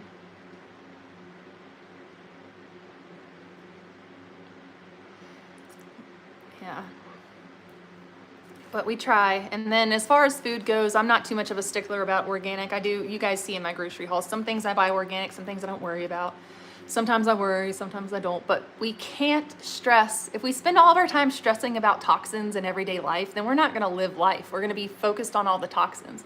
And I just decided, I don't know how many years ago, that I'm not going to stress the organic. I'm not going to stress all these things. I'm just going to feed my family a whole foods diet as best I can, stay away from all the junk as best I can. I mean, of course, right now, we've been doing a lot of convenience foods since my surgery and since prior to my surgery because I was in so much pain. We've done a lot of convenience foods, and I can tell because my kids swell up. They get so inflamed. They went out to Olive Garden last night for my son's birthday. That's another thing. I missed my son's birthday, and that was really sad. I mean, I didn't miss it. I spent the morning with him yesterday, but I didn't get to go out to eat with him for his birthday, and so FOMO.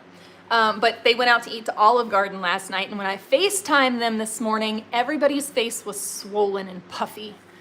So whatever they had soup and salad, and then the endless soup and salad, and then they shared a, whatever the big meal is, it's like Tour of Italy or something where you get 3 main entrees. So they had that, but because they ate out at a restaurant and the food wasn't made from scratch at home like we do, they all are swollen. Like they're just puffy. You know, like when you eat a lot of MSG or salt or salty foods or whatever, when you eat a bunch of junk food, people can get puffy and inflamed, and we see it so much. It just shows up so prominently in our children when they eat foods that have a ton of preservatives and stuff in them. They just swell. They just get like puffy. They get puffy, and their eyes and everything look puffy, and their faces just puff out, and their hands get, you know, they just get puffy. So it was funny to see this morning. I looked at my son when he started talking to me, and I'm like thinking, oh my goodness, dinner was rough last night. It was a delicious dinner, I'm sure, but it does affect their bodies. It does cause inflammation, and we see it because they eat such clean diets that when we do go out to eat and stuff like that, we will wake up the next day puffy, inflamed. Aaron and I feel it if we go off of our diets, our restricted diets. The minute that we eat something like a cupcake or some ice cream, or we eat some bread from a burger bun or whatever, there's just things that inflame our bodies naturally, and then he instantly feels it. He ate some potatoes the other night, and instantly he had inflammation in his hip. His arthritis in his hip has been so bad. He's been in a lot of pain, and he's limping a lot, and I'm really worried about him. Because when he was retiring, the VA x-rayed his lower back and his hips are just shot. They're completely shot. He's gonna need a hip replacement surgery, and it's from he's an athlete. He's always been an athlete, and then he did mechanic work in the Air Force, and he just put his body through the ringer, and his hips are going out. They're just, the cartilage and everything in them is so bad. There's just a ton of arthritis. He's in a lot of pain. So I'm like, ugh, winter's coming. So if you need a hip replacement, we both have just put our bodies through the ringer, honestly. Like Aaron and I, we're like the mind over matter duo. We're just like, we can push our bodies to do anything. You know, that's just our mentality, and to our detriment, we're both like that. So the poor guy, he's been in a lot of pain. He's limping. I just feel really bad for him. I know it's painful. I know how painful that can be. So if you guys are the praying type, say a prayer for Aaron and his hips and lower back, that he doesn't continue to go downhill. He needs healing. He needs relief. And he hasn't gotten in with the VA hospital here yet, or the VA doctors, because he's been so busy and he's been grinding. This man has been grinding at his new job, you guys. He is loving his new job. He's a golf instructor. He's the assistant pro, and he's the head golf instructor at the place where he's working at. And so one day last week, he gave 9 lessons in a day. And they're anywhere from a half to an hour long golf lesson. So he's just grinding. He's working his tail off, and his hip's slowing him down a little bit. I feel bad for him because I know that he's just pushing through the pain. He's pushing through it, and he's really suffering right now. So I just feel really bad for him because I was in a lot of pain, and then I'm doing better, and now he's in a lot of pain. And thank goodness, that's just how our life has always worked out. One of us is always down and out when the other one's fine, and we take care of each other. We just switch back and forth. So yeah, I don't know if it's the stress and his diet these last 3 weeks since I've been out of commission. If that is what is affecting him, his diet hasn't been the greatest, and it's just caused so much inflammation in his joints and made his arthritis really, really bad. So, Laura, you are looking for an unscented laundry detergent. I get the Country Save brand, and I order it from Azure Standard, and I buy it in a big 50-pound, I think it's 50 pounds. Yeah, it's a 50-pound bag of laundry detergent, and then I just fill up my bucket and keep the bucket beside the washer, and then do my scoop of laundry. But I really like that kind. They also, Azure Standard has their own brand of laundry detergent as well, and all of their cleaning supplies. You can get all of their cleaning supplies in their brand unscented. So that's the cleaning supplies I buy in bulk because it saves me money. I could get 7th generation from the grocery store, but it's in smaller bottles. It costs more. So, and things like 7th generation, and there's some other brands that are unscented for dishwashing detergent. I don't want my dishes tasting fresh or smelling like artificial lemon. I don't like that. I think it's, and I don't think that they do stink, and I cannot stand the smell of Dawn dish soap. It is the worst. Dawn dish soap makes me gag. It's so gross. And we have a little bottle of it because the people that lived in this house before us left it. So I take it with us when we go on the road. It's a little bottle. I'm like, well, I'll just use it up. So we use it when we travel and stuff. We'll take the Dawn, but I don't like the way it smells. I don't like that smell on my dishes. It's ugh.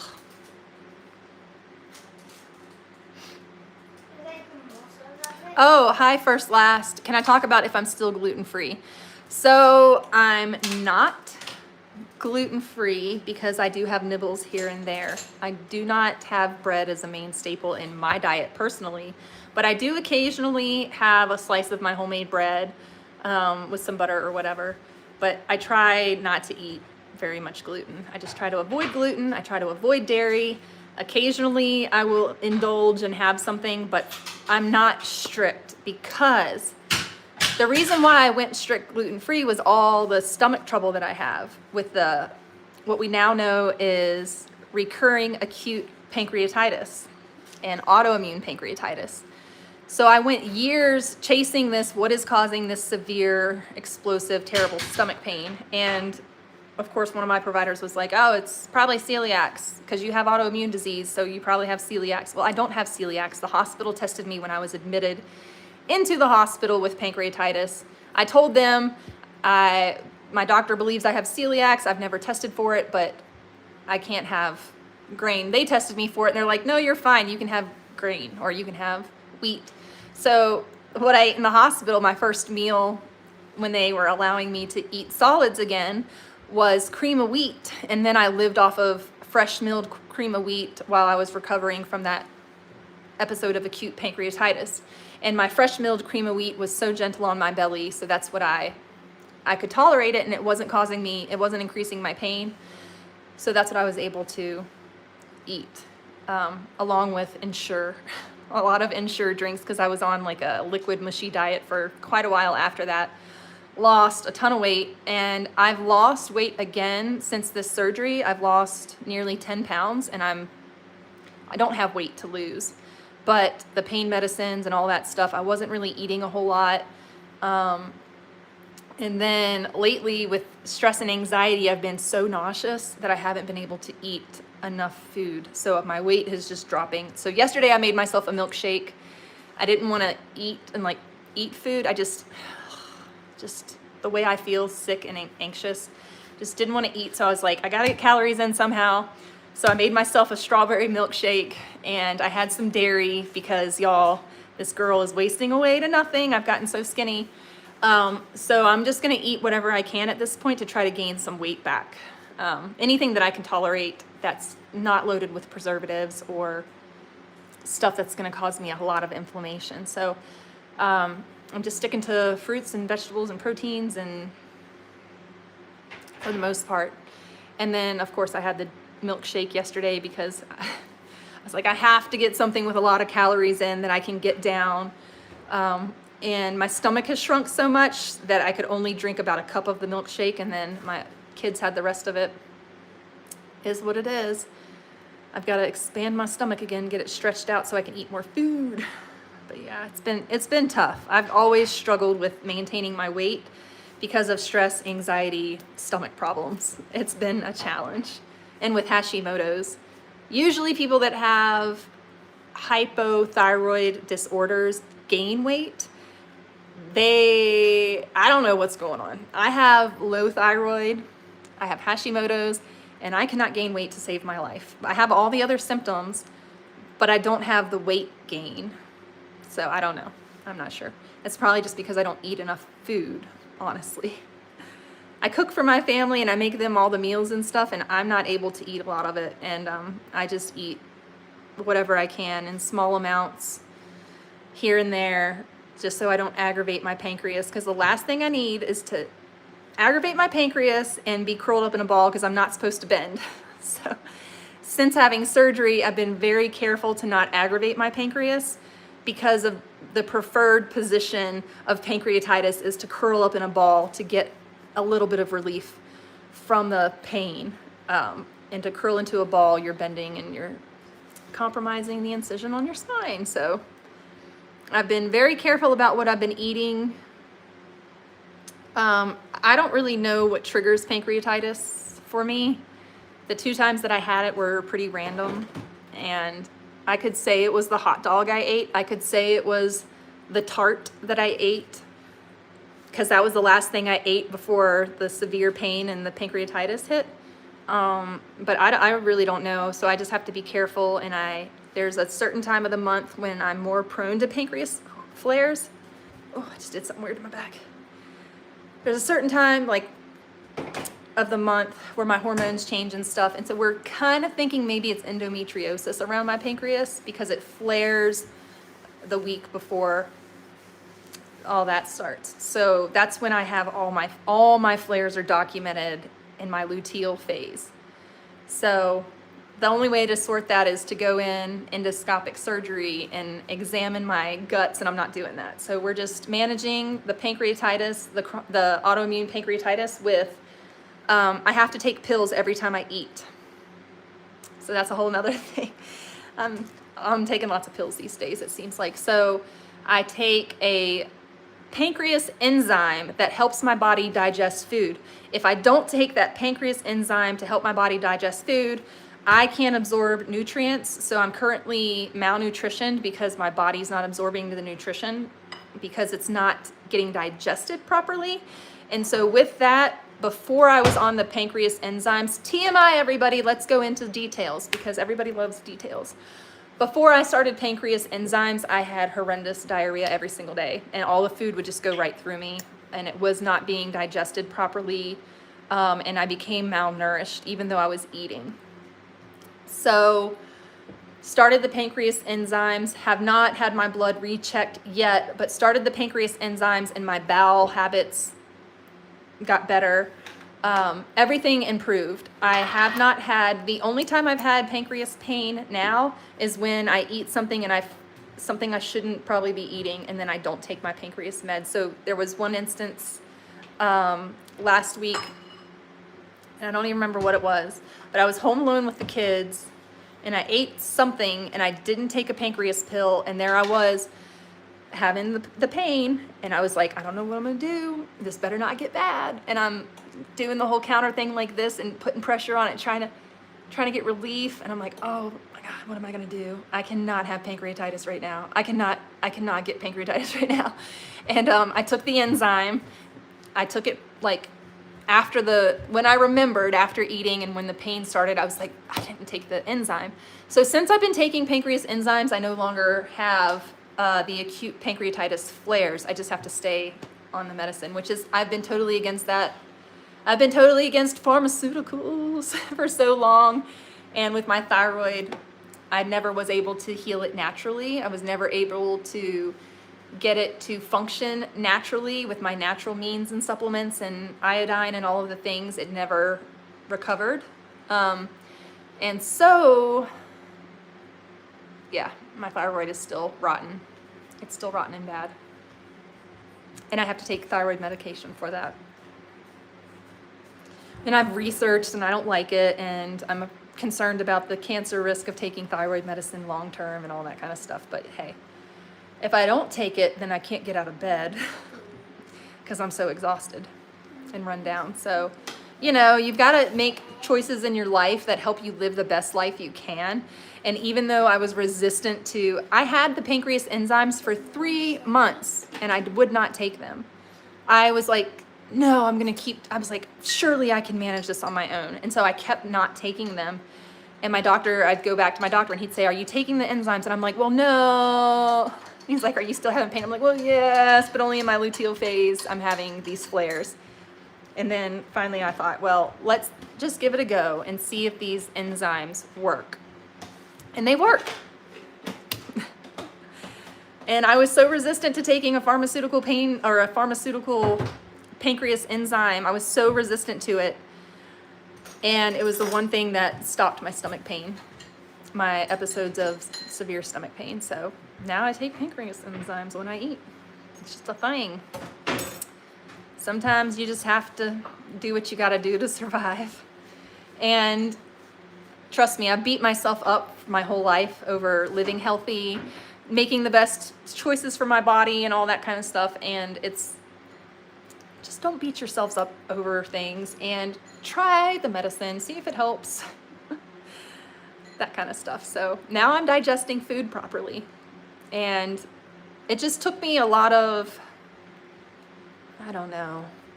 re-experiencing the stomach pain month after month. Having those episodes that I was like, all right, I'm just going to try this medicine. It can't hurt. All it does is helps my food break down. All it is enzymes to help the food break down. It's pig pancreas enzymes. So the warning is you could get infections and you could get sick and all that. So I was freaked out about, I read the side effects list. And so for those 3 months I was panicking. I was like, I can't take these pills because they're going to make me have an infection. I'm going to end up like turning into a pig or something, I was just, had all these reasons that I shouldn't take these pills that help me digest food. And it took me a long time to process all that and to get to the point now where I'm taking the medication so that I can digest food, so that I can gain weight, so that I can get my nutrition stores back up, and so I can be healthy again. I've got to do it. Sometimes you just have to hit rock bottom with your health before you start climbing back up and out of the hole. And I was just trying to do everything naturally and on my own for so many years that I just increasingly, I just got worse and worse and worse. My stomach got worse to the point where I was having I was having pancreas flares, but then I started having full-blown pancreatitis, and nope, that's horrible. So I'll do anything not to have that pain. And just like the back pain, I'd do anything not to have that pain. And I'd do the back surgery 100 times over again to have the relief that I have. Now I did just do something standing here, and sometimes I do certain movements and it does hurt, but it's not the nerve pain that was there. Oh, see, it just happened again. I think it's the way I'm standing. I'm standing with my legs spread apart. I don't think I can stand like that. I was trying to get lower for the camera, but I just have to back up. I can't stand like that yet. So, what do you guys have going on this weekend? Anything? Fun stuff? I was telling y'all that the kids are at the mountain bike race. That was supposed to be my fun thing this weekend. You guys are still on here, double tap the screen and that gives a little like and it sends it out to more people. Did somebody donate $13? Oh no, that was the... Thank you so much again, Lisa. You donated 10 pounds and the conversion was $13.53 US dollars. Thank you so much, Lisa. I appreciate you. Thank you. One of my friends gave us DoorDash credits and that was amazing. Thank you, Penny, if you catch this live. That was amazing because we were able to, I probably wouldn't have DoorDashed groceries unless somebody did that for me. So the fact that someone did that for me and made my life easier was amazing. And I was able to do 2 separate DoorDash orders with her generous gift. And I did 2 DoorDash orders last week for groceries. And then Saturday I did a Walmart delivery order. If you sign up for Walmart, you get free delivery for a month. And I just canceled my membership because it's $12.95 after that month. But they do free delivery for a month. So I signed up, I immediately canceled my membership, and for the next month I'll have free Walmart deliveries. And it doesn't matter that the distance is this far. I do have to tip, which isn't a big deal. I'll be a good tipper if you grocery shop for me and bring them to my house. I'll tip you really well. I'm so thankful for those grocery shoppers at this time in my life. Like, it's been so helpful because Aaron works full-time and the last thing he needs to do is run to the grocery store when he just wants to get home to us and help me out and be with his babies. So the DoorDash has just really helped our family be together and for him to get home to me to help out around the house. So I'm so thankful for that. It was huge. And I wouldn't have done that for myself. I wouldn't have done that for myself. So, and then now that I've done it, I'm like, let's do this for everything because y'all, if you keep me out of the grocery store, I'm gonna save money. So I only put in my cart what I'm gonna get when I'm online shopping, grocery shopping. I'm not impulse buying a bunch of random stuff, or I usually don't impulse buy, but sometimes I buy foods and things that we don't need necessarily. And I found that when I DoorDash and order groceries, I'm getting just the things that we need. And last week was like our lowest grocery bill, and we had a birthday. But I don't count the presents and stuff as the groceries at all. But I did buy treats and things like that for my son for his birthday to take on the mountain bike trip. So, but we still were under budget for the week with me placing DoorDash orders and just getting just what we need. So I'm thinking I might be doing more of that because I am not a fan of grocery shopping. But if somebody else is going to do it for me, more power to them, and they can make a little bit of money doing it. So I think I'll be doing a lot more grocery deliveries because money saver, brain saver, time saver, all the things, and it helps out other people. It kind of employs some other people, so that's really good. Lillian Clark, hi, good morning. Oh, that was earlier. I got to come back down here. Yes, I'll have a video up. I'll have a video up tomorrow. I'm gonna do the one where I'm making chili and just hanging out talking with my family, so you guys can kind of hear the banter because it's fun. Hopefully my husband's not swearing too much. Military guys, some of them got that mouth on them, you know. Some of us do too, though. My neighbors the other day were out there yelling and cussing at each other, and I was like, whew. I was like, I raise my voice sometimes. I raise my voice sometimes. And I try not to raise my voice out in the yard or in the house too loud where like the neighbors are hearing me, but I cracked up. They don't even have kids. And they were hollering at each other, and I just was like, we all do that, you know? We all get a little riled up sometimes, don't we? And it was funny to see some people get riled up at each other because it just made me feel like a human. It just made me feel normal because I can get riled up. Yeah, Linda, it's the greatest to have somebody do all your shopping. It's really good. And they did a good job too. The produce that I got was awesome.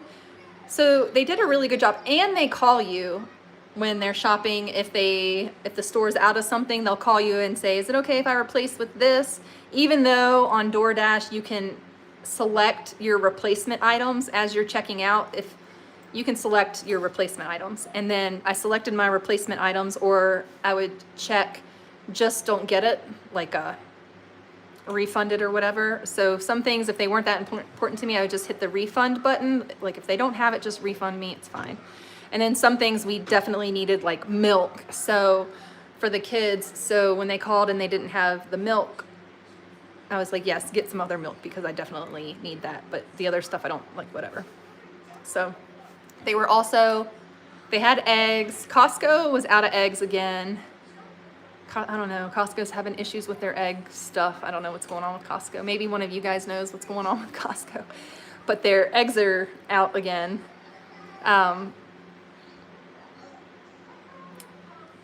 Oh, Corinne. Yeah, we live 35 minutes from town. And there is a $2.99 long distance delivery fee on DoorDash, but Walmart is free delivery for 30 days.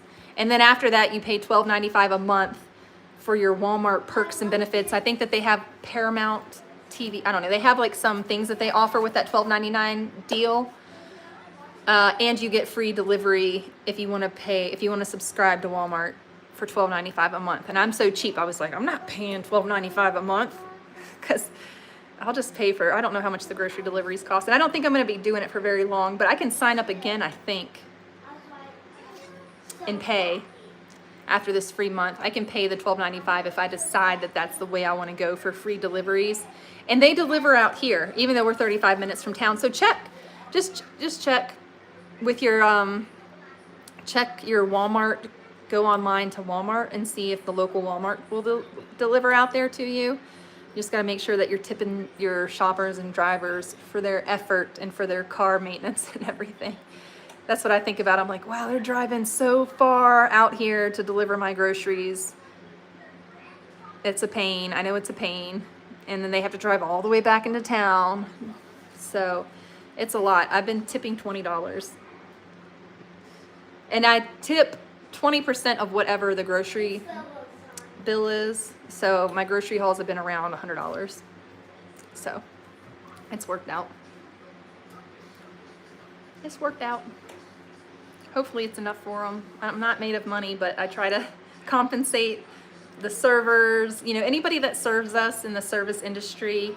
In America, we tip. I know it's not standard in other countries, and they think the American tipping culture is crazy, but in America, people make very little money. They don't get a proper hourly wage for their service jobs. They make, what is it now? When I was in the service industry, it was $2.50 or something, like $2.50 an hour. Something crazy like that if you were a server in a restaurant, and that was just to cover your taxes. So the only money that we got to take home was our tips, and we had to pay taxes on those. So it was $98 a year for Walmart, free delivery, shipping, and pickup, I think. Yes. Which, is it worth it?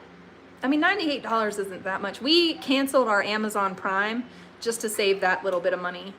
And we don't really shop on Amazon. Now that we've canceled our Amazon Prime, we don't shop on Amazon. Because I used to get on there and everything was free shipping. So it was like, oh, free shipping. But you know what? If you're an Amazon Prime member, your prices are different than a regular Amazon member. So if you're Amazon Prime, you're paying more for the item because shipping is free. And if you're not Amazon Prime, the cost of your item is less, but you pay more shipping. Does that make sense? I realized that one day and I was like, this is a scam. So we quit Amazon Prime, and then now we don't buy anything from Amazon because it's cost. Every time I look to buy something on Amazon, I'm like, I'm not paying that shipping. That's crazy. not doing that. So it saved us money, I guess, in a way, because we're not buying things off Amazon. But the really only things that we got were air filters and for our HVAC system and toothpaste that we would get delivered every month. And we had a couple of subscribe and save things that we used on the regular. But for the most part, we were paying that Amazon Prime. My sister used it, so she was on our account. She used it like crazy. She was Amazon Prime and everything. And then I had to tell her, oh, hey, we don't have Amazon Prime anymore. So I know she's saving money too. I know she's saving, because she hasn't bought anything off Amazon since. So I know it's saving her some money too. Hi Brenda, you love Walmart delivery. You physically can't go shopping either. So it's been a life changer. It is. Oh, they deliver prescriptions now too? That's nice, because the Walmart prescription line is always so long. I don't know if you guys have that problem in your Walmarts. I don't use Walmart pharmacy, but anytime I go into Walmart, their line is super long. The prescription pickup line is always long. But I try to stay out of Walmart for the most part. We've been doing a lot of our grocery shopping at Costco because we're a family of 7. And I know Costco has a lot of things, like doesn't have a lot of things, so we've made it work. We shop mostly from Costco, and then Safeway for the deliveries, and then of course Walmart. And we have a Winco, and I've been there one time. It was awesome. I still need to go back, but you can only pay with certain types of currency there. You can't use credit cards. And we put everything on our credit card, on our Costco credit card, for the rewards and the cash back or whatever it is that they do. So we put all of our purchases on that and then just pay it off every month. So that saves us money and actually makes us money. And then we put a bunch of money into savings, and that's getting interest. So just trying to save up money so we can buy another house. That's our goal right now, is to save, save, save. We sold our house in Klamath, and we're just sitting on those funds until we can find a house wherever we may end up. So right now we're in Central Oregon, and I don't know how long we'll be here, if this is permanent, if this is forever, if this is just for while we're in this lease. Aaron is kind of he's dedicated to his job, but he also leaves room for other opportunities. So we always have our door open for opportunities all over the country, but we really love it here. We love it here. We've got so much to do in the outdoors. I mean, everywhere that you live. When we lived in Virginia, we had a lot of outdoors things to do there. In my childhood, I grew up hiking and swimming in the lakes in Virginia, swimming in the rivers, Goshen Pass, Sharando Lake. We hiked Humpback Rock and Crabtree Falls and St. Mary's. We did all that stuff. Bless me. But growing up, when my parents were divorced, and prior to my parents divorcing, our dad took us out all the time hiking and doing all those things, spending time in the woods. We had property and we had a cabin, like a makeshift cabin that my dad built with my brothers. But it was a small little cabin, and we had that, and it had bunks in it. And we spent a lot of time outdoors. And now here where we live, it is just an outdoor mecca. There are rivers and lakes, and just so many rivers, so many lakes, so many mountains, so many waterfalls, so much to do. And I haven't been able to do very much of it at all because of my back, but I am hopeful. And listen, if we can't do all of these amazing outdoor things because my back is still bad and Aaron's hip is so bad, then I'm just gonna move to the beach. We're just gonna move to the beach. We're gonna move to the coast, and we're just gonna beach life, because all we can do is sit in a chair and beach life because we're so decrepit. But yeah, we love the outdoors. It's just, this place is just amazing for outdoors people. There's rock climbing. You can literally, in this town, in the spring and in, I don't know about the fall, but in the spring, there are days when you can ski down the mountain, raft through the river, go golfing, go surfing, because the river has there's a part in this river in Bend where they have a wave. It's like a perpetual wave. It's always a wave right there. And people surf this wave. So you can surf and rock climb and mountain bike all in the same day. Ski, river raft, kayak, whatever, mountain bike, golf, surf, rock climb, all in the same day. If you had that much energy. So it's huge here. You canceled your subscriptions. Corianne, is it Corianne or Corinne? Corianne.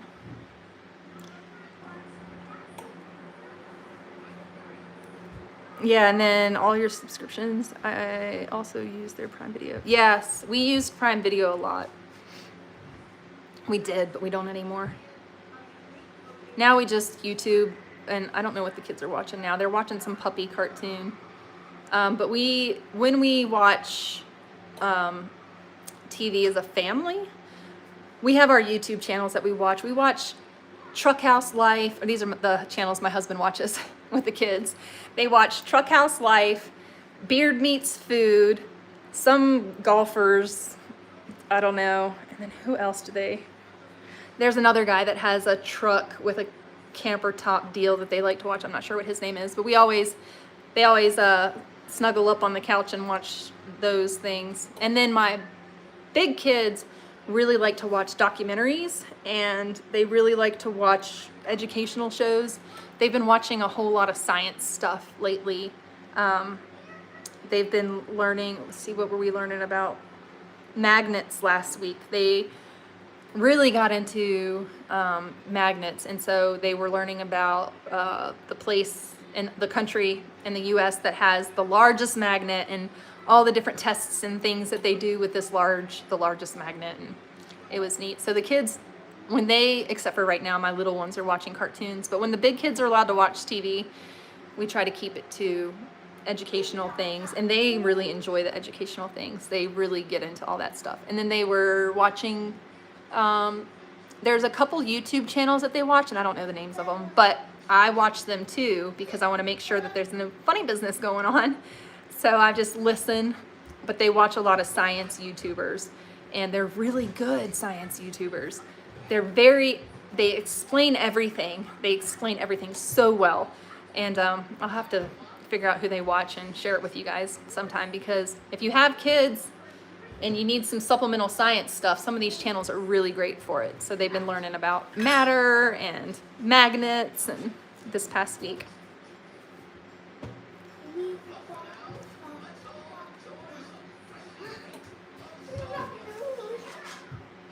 Yeah, I don't buy unnecessary items now either. And I didn't really buy unnecessary stuff, but Christmas shopping and things like that, I don't know. I'm not a huge shopper, money spender, actually, believe it or not. And I think just my father's words are ingrained into my brain. Need versus want. And I was told a lot, like, you don't need that, you don't need that, you don't need that, you don't need that as a child. So, and when I was hungry, I was told, you're not hungry, you're just bored. But we were actually hungry because our parents were divorced and our mom was gone. And she just left us to our own devices. So when we'd go to our dad's house, we would literally be hungry. And he'd feed us and we'd be hungry like 10 minutes later. And he's like, you're not hungry, you're just bored. And we're like, no, actually, we don't eat a lot at mom's house. So we're hungry. And we're very skinny and thin little kids. So we need more food. But, you know, he was doing the best he could as a single dad. But he was very frugal, very frugal. I guess when you're divorced and you've got 7 kids, you're going to be frugal when you got to pay child support and all that jazz. So we grew up just very frugal, bare bones. And that has carried through my whole life. And then my husband grew up very differently. His mom loved to shop. So he's a, if you want it, get it. And I'm a, if we don't need it, you know, need versus want. And then he's a, if you want it, get it, YOLO. And I'm a YOLO for the future. We're going to save that money. And so it's good balance though, because I won't get myself anything, and he'll insist that I get myself something that I need, or something that I really want, or something that I've wanted for a long time, and I'll hesitate and I won't get it. And if he's with me, he's like, we're just gonna get it. we're just gonna get it. And I'm like, no, I don't want to spend the money. He's like, if you want it, just get it. And if you're gonna get it, get something quality. Don't get junk. So invest in something nice. And so he's the one who's like wants to buy the nice thing and not the thing that costs less. You know my birthday gift? I know a good one. What? A toaster. A toaster. We need a toaster. Mom, can I have some salt? Yes, you may. Yeah, so we need a toaster. And my daughter just said that would be a great birthday gift for me. Because I want the one that matches my kettle right there. I want the brand is Haden, Haden. And I want the toaster that matches that kettle. But it's kind of big and bulky, and I don't want it sitting on my countertop. And it's expensive. So I haven't bought a toaster yet because I didn't want to buy a $10 cheapo toaster. That's what we had in the past. I didn't want to buy a cheap one. I wanted to get one that was pretty. But now I'm thinking we just need to get a cheap toaster because I'm not going to keep it on the counter. I'm going to keep it stored away, and then we'll break out the toaster as we need it. No. Oh, you need a cup? I got one for you. You're right here. Oh, I've been standing funny, and now I can't hardly walk.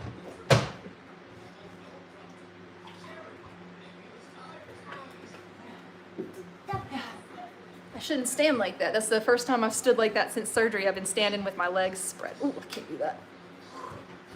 Whew. Oh my gosh, my bread's almost done. I've been talking to you guys this long that the bread, do you see it? It's baking. It's got 34 minutes, but it's rose. It's risen beautifully, and it's a beautiful loaf of bread. And this is what it's going to look like when it's done. This is what we have left over from our last loaf of bread. See it? Beautiful crumb. Yummy, yummy, yummy. Beautiful. And this bread cooks in 2 hours and 18 minutes with regular yeast. Let me come over here and give you a hand real quick. Oh my gosh. I don't know why I can't walk now. That's what happens every day. It does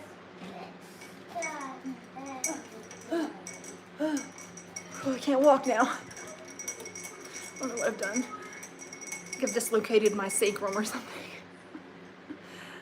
I just not stand like that anymore. I'm standing differently now.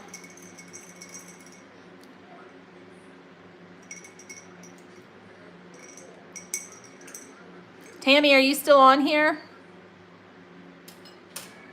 My friend Tammy from Cluttered Mother. She's awesome. She's got a YouTube channel. Go check it out. Go check out her channel. Her and her husband Chris, they're awesome. They're a very inspiring couple. They do a lot. They've lived off grid. They've traveled with their 10 kids. Oh my goodness, they've done so much. They traveled and lived out of their tents and trailer for months last year, and it was awesome. It was cool. It was cool to follow their journey and see all the things and places they were going to. But go over there and check out her channel, watch some of her videos, show some support, show some love over there. They're an awesome family. Yeah, I know. Ugh, it would be so much fun. I keep trying to talk Aaron into doing something like that. I don't know if we ever will. I thought when he was retiring from the military, I thought for sure we were going to do the RV life and travel and do that. And now I know that that would not have been possible because of my back. And now that my back's fixed, maybe that could be an option in the future. Especially if we don't settle down, if we don't buy a house here.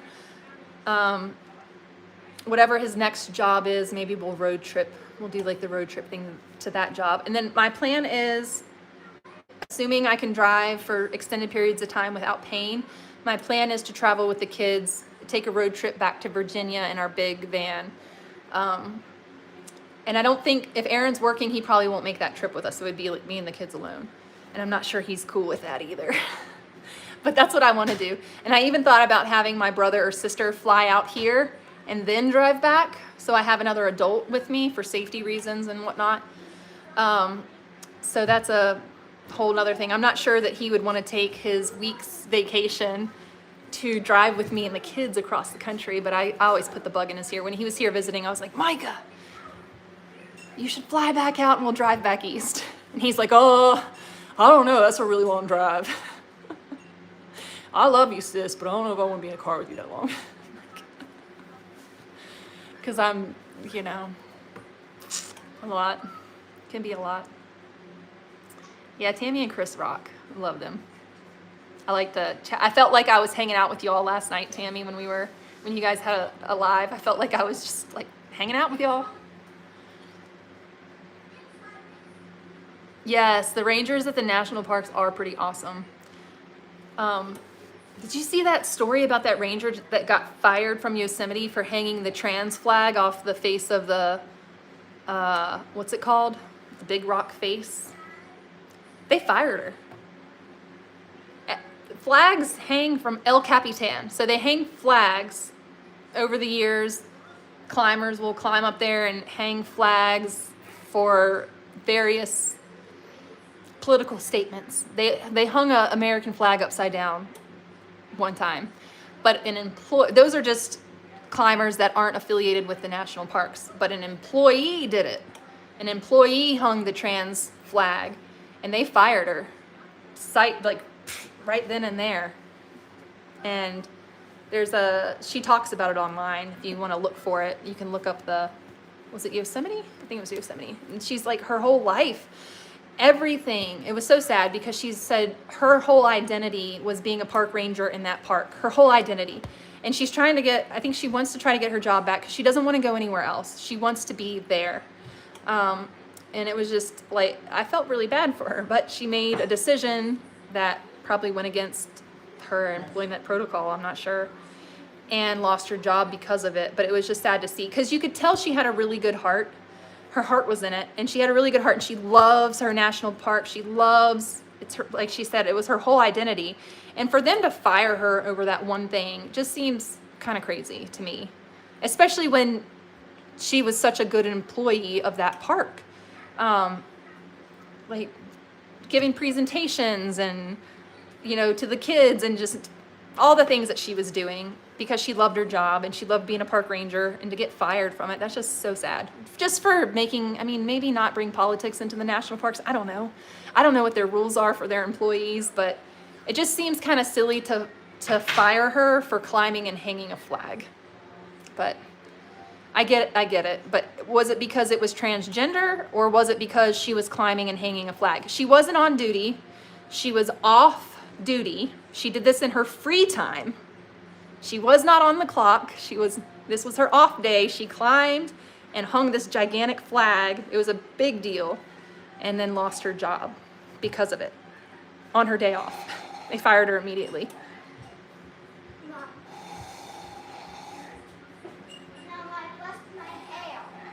Yeah, brings negative and drama. Yeah, she should have kept those kind of. Yeah, I agree. I agree with you, Tammy. Yeah, the American flag is for our whole nation, absolutely. And not that they let somebody, but somebody hung a flag upside down. Isn't that desecration to the flag?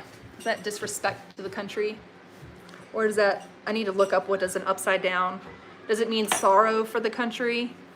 Because I know that you hang them at half-mast when there's a devastating occurrence. You bring the flags down to half-mast as a sign of respect. But hanging a flag upside down doesn't seem right to me. But I'm not super into political things, so I don't know. My husband would know more about that. He is a stickler for respecting the American flag, 100%. Respect the flag. Mom, I want to see how big I am. Oh, you gonna see how much you grew overnight? I brushed my hair. Oh wow, look how big you are. I brushed my hair. You did. Now. It's beautiful. You did such a good job putting it in a ponytail. Is it all right if I brush it too? In a minute? Not right now, but in a little while I'll brush it. Yes. Can I have a high suit? Not right now. In a little bit, after brunch. Are you guys about ready for some eggs? Yes. Yeah. Some eggies. Yeah, you can play that. Yeah, we'll do some second brunch here in just a minute. Yeah, she did it on her off time. She was off work when she did that. And then, I mean, I guess she could have just not said it was her, but I guess she probably took pictures of herself doing it and video and posted it and was probably pretty loud about the fact that she was doing it. Even though she seemed like a calm person. She seemed pretty chill. But yeah. Yep. No tolerance. Zero tolerance, it seems. But yeah, I agree. That kind of stuff, especially if you're a federal employee, you work for the national park systems. I mean, you can't, when you work for your government, you should probably, there's certain parameters that you have to stay in when you work for the government. There's certain requirements of your job. There's things that and you sign a contract when you work for the government, I think, right? Doesn't everybody who works for the government sign some kind of contract to work with them? So there might have been some kind of small print in her contract. Upside down flag means distress. Okay, that's what it is. Yeah, so they had a upside down flag a couple years ago from El Capitan. I guess that was some kind of political statement too.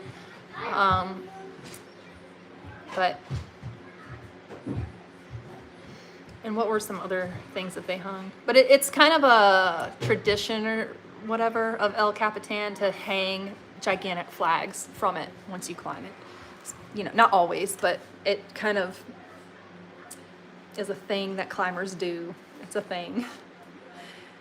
And I guess she thought she was doing something special, but not so much. And she's not even transgender, which is fine. If you're an ally of the trans community and you want to be supportive of them in your private life, be supportive in your private life. But if you work for the government, you've got to mind your P's and Q's and keep it on the straight and narrow. So, yeah, you take an oath. Oh, I'm doing it again. Oh, I can't do that. I can't stand like that. I keep trying to stand with my legs spread like this out to the side, and I cannot do that yet. I don't know why I keep doing that. I just keep doing it. Yeah, when you serve your country in any capacity, you take an oath, and they don't want you to have strong political statements. Not allowed. If you're in the military, you're not allowed to have strong political statements. You cannot say things negative about your president if you're in the military or if you were working for your country in that capacity. If you are a government contracted employee, then you have to mind your P's and Q's with your politicalness, for sure.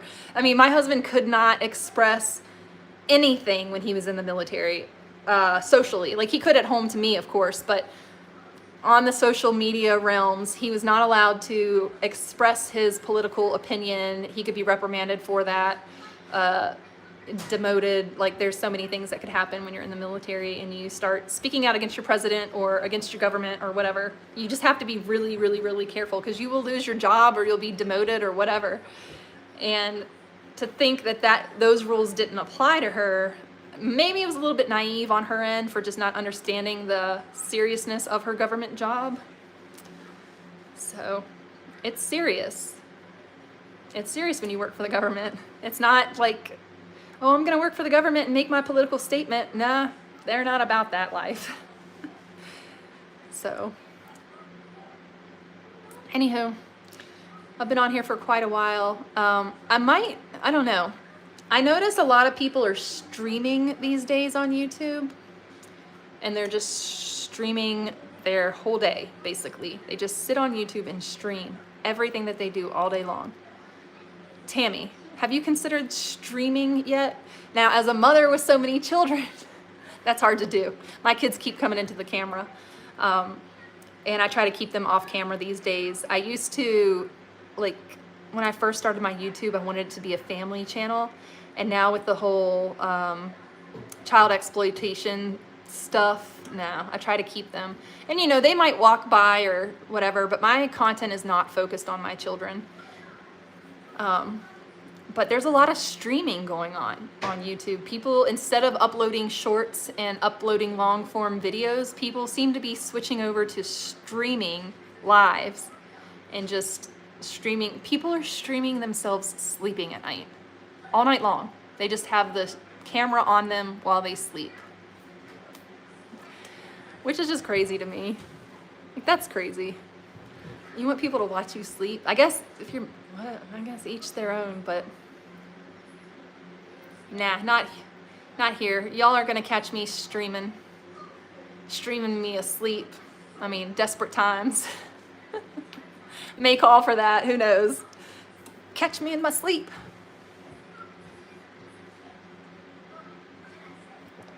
Yeah, they're not the focus of our content anymore, right, Tammy? So now our channels are more focused on our motherhood, right? And how we take care of our families and not about our families. Even though we share about our families, we talk about what's going on in our life and things like that, but the kids are not the focus of, I'm not making my kids content creators. I will not say, all right, we're gonna film today. Everybody, blah, blah, blah, blah, blah. We're filming. I'm not doing any of that. If they want to walk, like some of my kids want to be on camera and they'll try to walk by and like wave. I, a lot of times, will edit that out. If I don't edit it out, it's just I didn't catch it, or I wasn't editing very well or paying enough attention. Because sometimes I'm editing in the kitchen while I'm running around doing stuff for the family. And sometimes I let my phone play and I'm trying to listen and watch or listen to the content while I'm doing something else. So I'll be editing, and if I hear that there's a long space where I'm not talking or something, I'll edit that out. Or but typically when I'm editing, I'm listening, and then I'll pick up my phone and make a cut or whatever, and then put it back down and keep doing what I'm doing. So I won't always catch if my kids are waving in the background or whatever. That they might show up. I know one of my boys, he just wants to be on YouTube so bad. I'm like, no, son, we need to keep you off of there. Yeah, it's the background's a free for all. You're gonna see a kid walking around. The one thing I do try to do is make sure that my kids are clothed. Because if you have toddlers, you know how it is with the potty training and everything. But my preschooler now, he gets himself dressed every day. But previously it would be like, you know, my toddler running around in their underwear. They potty trained at 1 year old. So, and it wasn't, anyways, try to keep the kids off. Try to keep the kids off. Try to keep them clothed completely if they show up in my background. But I try to edit all that out for the most part. But yeah, it's tough these days because of AI and because of people on the internet that aren't safe. And AI is not safe for kids. I mean, it's not safe for us adults either, but we're adults and we can consent to, okay, I know that the internet's not safe. I know that it's not 100% safe for me, but I'm an adult and I can consent to it and I can manage it. Whereas a child can't. I'm an adult and I can deal with all the comments and everything. A child should not be posted online for strangers to comment about their whatever, their appearance, their behavior, whatever. Nah. And family vlogging is on the out, friends. It is. My hair is caught in my thing again. This never happens, and now it's happened to me twice in one live. Hi, Rochelle. How are you doing today? Yeah, the Ninja Kids. Did y'all ever see Ninja Kids? Ninja Kids was a family channel. Ninja Kids was a family channel, and now those kids work and they tour the country and they do Ninja Kids expositions or whatever. Those poor kids have been working their whole lives.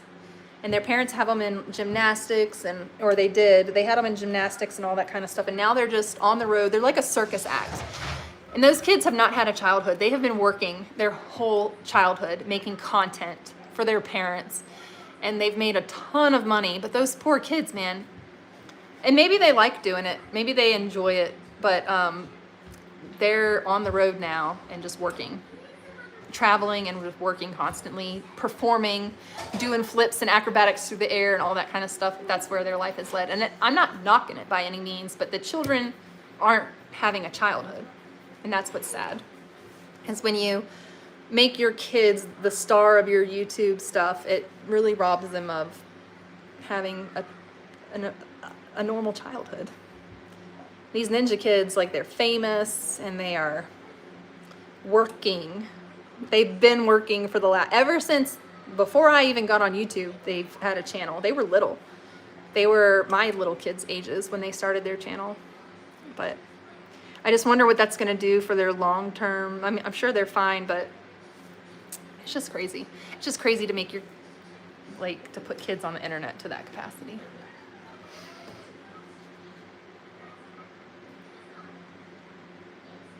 Yeah, people are just so cruel to and mean on YouTube. They can be awful in the comments. I watch people's lives, and I'm so thankful that so far I haven't had anything bad in my life, but I watch other people's lives and people just hate on them the whole time. People can be so cruel to live streamers, but the live streamers ignore the content. A lot of them don't engage with the comments at all. They don't engage with their audience at all. And then some of them do, but a lot of them don't, because the comment sections can get so out of control and crazy, especially when you get into the 100+ people watching. You start to get all the people come out of the woodwork and start leaving crazy comments.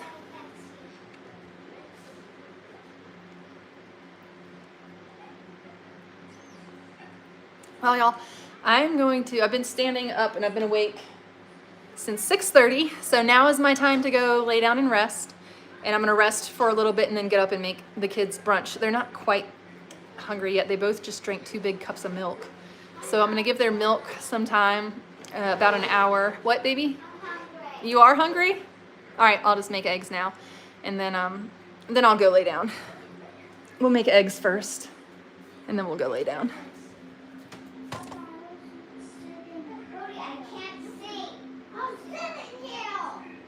Yvette, I think you're right. I can't heal if I'm stressed out. And it's hard. It's hard with all 5 kids home 24 hours a day. I love it, but it can be stressful at times. See, like right now you hear them. Hey guys, do you need a break?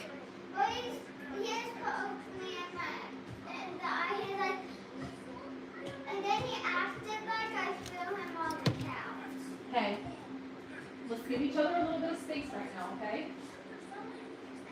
Let's maybe turn it. Hey, walk.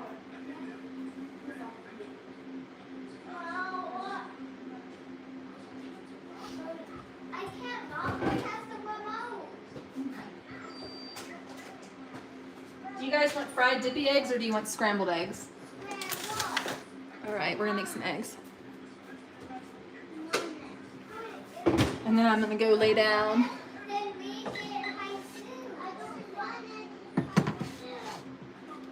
Skillet's probably close to 10 pounds. But I've been lifting it since 2 weeks post-surgery. We've been lifting the skillet. Annika, come over here and finish your couple bites of oatmeal so that I can make these eggs.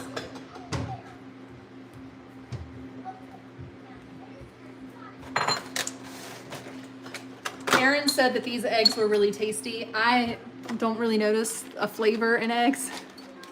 I don't notice if like some eggs taste better. Eggs taste like eggs to me, but he said these are really good eggs. These are the Nellie's free range eggs. And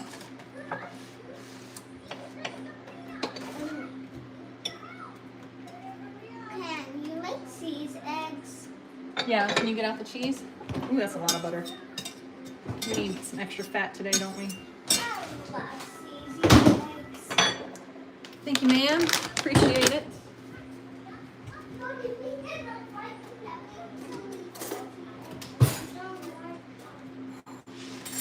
Bodie, do you want cheesy eggs or fried eggs? No eggs? You're not hungry right now? I'll make you some for later. I'll just go ahead and make them now because you might be hungry in a half hour. And I'll just put a lid on them so that they're good. Well, it looks like I might be on here long enough to show you guys the finished loaf of bread that we made in the beginning of the live. It's almost done. We're at, how many minutes do we have left? Okay, we're 11 minutes until our bread is done. That means I've been on here for 2 hours and 18 minutes. That's unheard of. I've never live streamed like this before. Usually when I first started live streaming, we had topics to talk about. I would say, oh, we're going to live stream on Monday and we're going to talk about gardening. And then that's what we would do. But today I just randomly hopped on because my kids were asleep and I was bored. And half of my family's gone, so I figured it was quiet enough that I could live stream.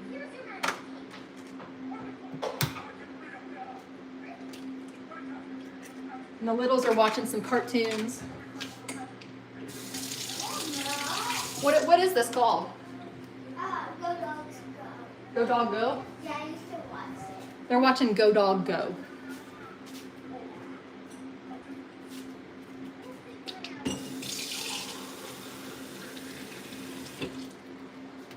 All right, fresh cracked pepper.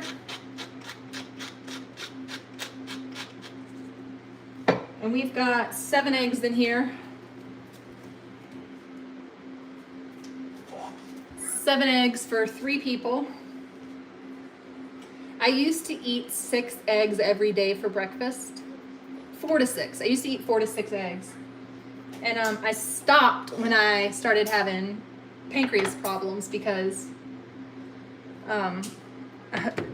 eggs was one of the things that caused me acute pancreatitis. Not eggs, but I made a tart that had a ton of egg yolks in it. It had a ton of egg yolks, sugar, almond flour.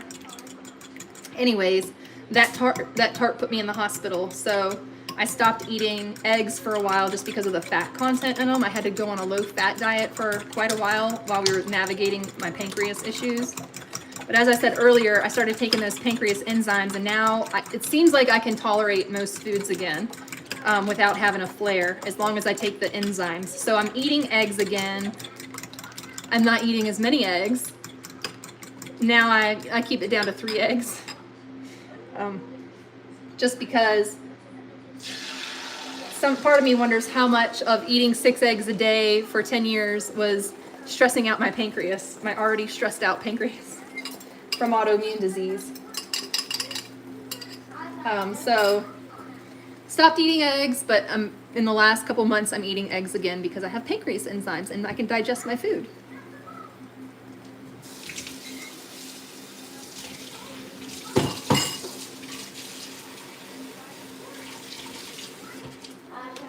Some people in life are just dealt a really bad hand because I've been trying to mind over matter my health and everything my whole life, and I'm just like, oh, I can just do it, right? I can just do all these things despite my body shutting down on me and my body not wanting to do all the things. I've always pushed myself to do them anyways, to my detriment.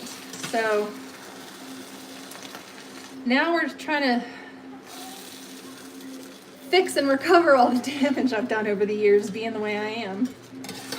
Because now I just want to live for my family, you know? I want to be healthy. I want to be able to do things with my family. I don't want to be sick so much. So I'm doing all the things I can. This year is the year. We're going to get it all sorted, and we're going to stop neglecting. We're going to stop neglecting my health and wellness. And I'm going to spend some time focusing on getting healthy, dealing with the pancreas stuff. I still have to go to OHSU and see an immunologist because of my health. I have to drive, but we could not get up to see the immunologist that's 3 hours away until I had spine surgery. So hopefully, I have really low immunoglobulin, like off the charts low. I have no immunoglobulin, or no, sorry. What is it called? Anyways, it's what low lymphocytes. I have very low lymphocytes. And that's been ongoing from chronic autoimmune disease.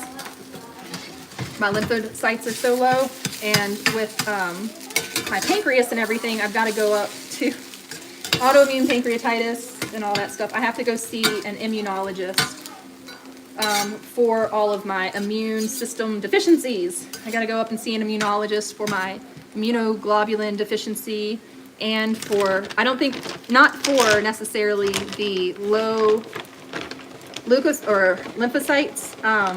I'm not seeing the immunologist necessarily for low lymphocytes.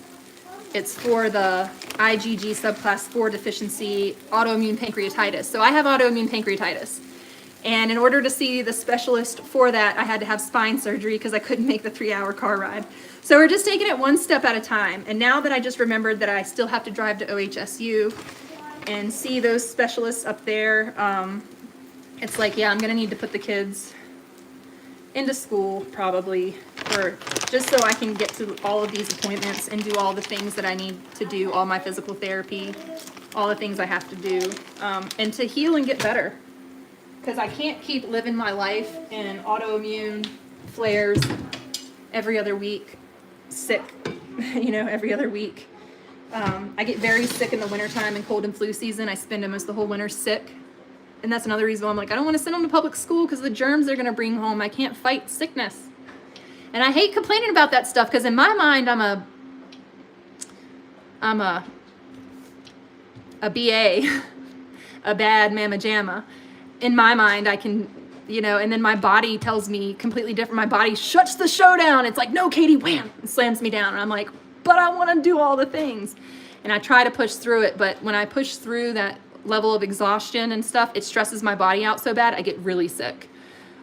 So the focus is to not stress myself out, to not get exhausted, and to not be riddled with infections, chronic ear, nose, and throat infections because of how stressed out I get and how sick that makes me. So anytime my husband would leave town, I would end up with an abscess in my throat and really sick and infected because my body can't fight those things. So any amount of stress like that, I would get very, very sick. And ear, nose, and throat stuff, infections. I get stressed, worn down, I get an infection.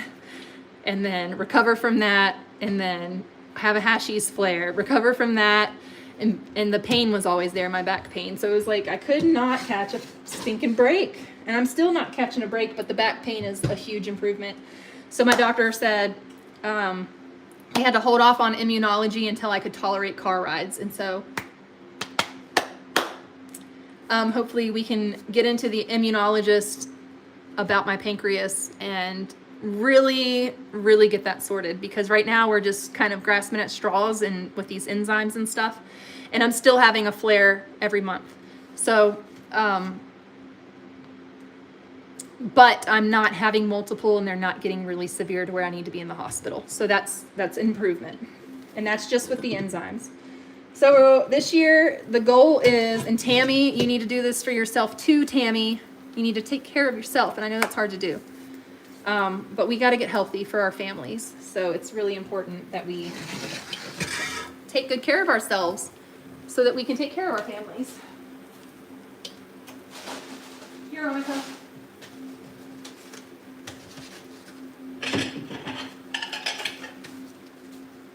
Okay, I'm using paper plates.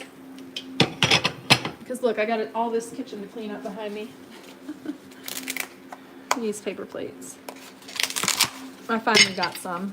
We've been out of paper plates for weeks, and I don't know why I do that to myself. Well, everybody else has been doing the dishes for me. So, but now you know what? I gotta do the dishes. So I got some paper plates. We ran out and I just didn't get into the grocery store and I was bedridden and all that, so we just didn't have paper plates for a while. And I don't try to keep them on hand. I just keep them on hand for, times like this when life's a little tricky as far as what I'm able to do, how much time I can be on my feet. And every day it's improving. Every day I'm on my feet more. Every day I walk farther. I'm walking more. So it's good. It's been good. It's been a good recovery from surgery. Linda, you have a great day too. Hi, Vicky. I'll do with my other plate.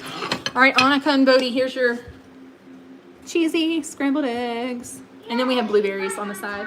We also have watermelon today, so we snack on all of our fruit. We might eat like a bunch of protein for our meals, but we have lots of produce that we eat throughout the day.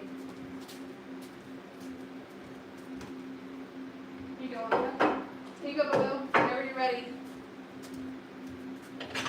Where is Bodie? He's where? Oh, he went outside? Which one's mine? The one on the right. This one? Yep. Okay, bread's done. Eggs took 11 minutes to make.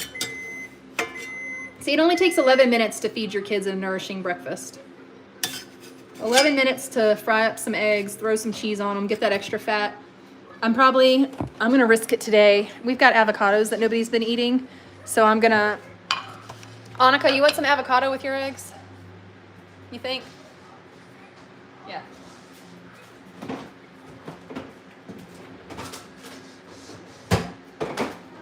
So another thing I haven't eaten in a really long time is avocado, but today I'm gonna have some. I just eliminated so much fat out of my life, but now that I need to gain weight again because I got too low, I'm gonna incorporate some fat, and I'm also gonna be sure to take my medication with this meal because it's a lot of fat in this meal. We gotta be careful. I gotta be careful with my fat intake because it stresses out my pancreas and my digestive tract. But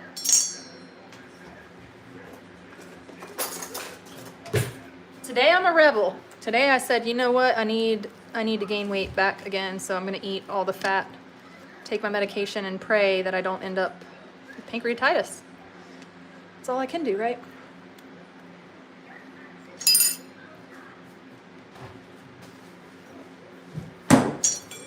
All right, trick to getting pit out of your avocado. Here, do you just want to eat it with a spoon? With some salt? On it on my eggs. You want it on them like I did? You mean cut it up like that? Actually, The side? Okay. Bodhi, do you want some avocado with your eggs? I said I don't want any. Okay. Do you like avocado? I know you don't want any right now, but do you want some avocado with your food for later? Yeah. Okay.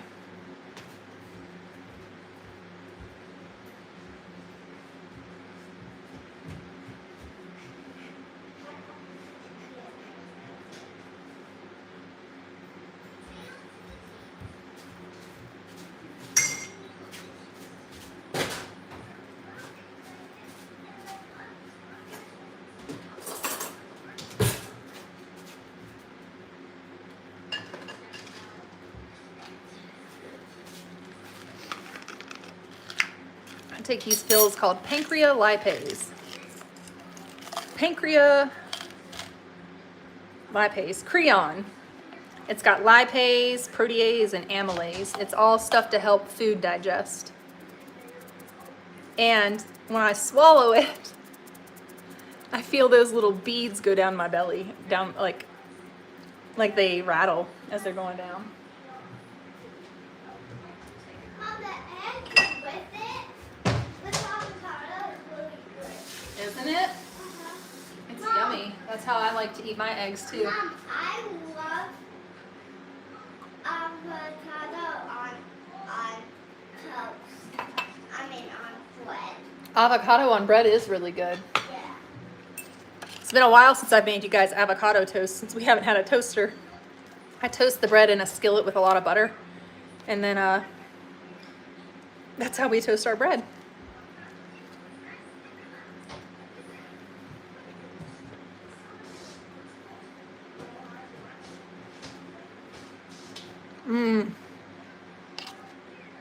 I've missed avocado. I'm gonna be a rebel today.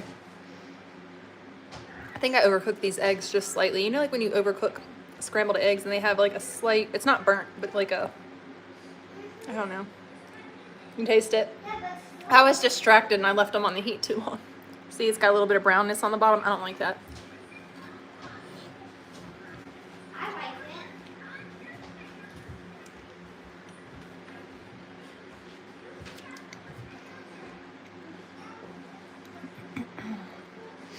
I'm still in the habit of standing up and eating. It's gonna take me a while to break the habit of constantly standing, because I wasn't able to sit for the back pain. So I'm still standing for meals and stuff.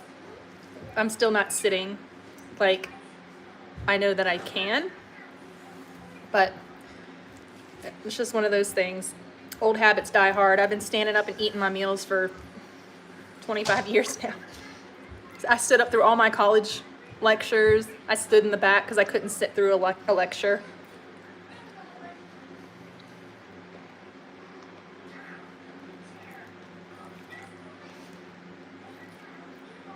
I haven't sat through a movie in years.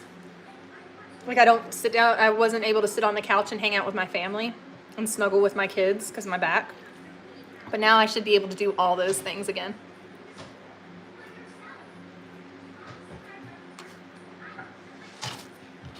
It's a miracle. I'm just missing part of my vertebrae. It's a lot of weight. Run your hand down the middle of your back, and you feel all those little knots. They took one of mine out. They took a knot out. They didn't take the whole vertebrae. They just took off the lamina, which is the bony part that sticks out of your back that you can feel. They removed that because it was my disc was bulging and it was pushing my nerves against the bone. So what they did was they cut the bulge out. We removed the bone so that my disc that's completely jacked up needs a disc replacement. He did the best he could do without doing a full-blown disc replacement, but did tell me I'm going to need a disc replacement in the next 5 years, which I'm opposed to. That is an insane surgery, and that is not something that I want to go through. I think they go in through your stomach and take out all your organs to access your back, but I'm not sure. I'm not sure. It's an insanely invasive surgery that I don't want to have.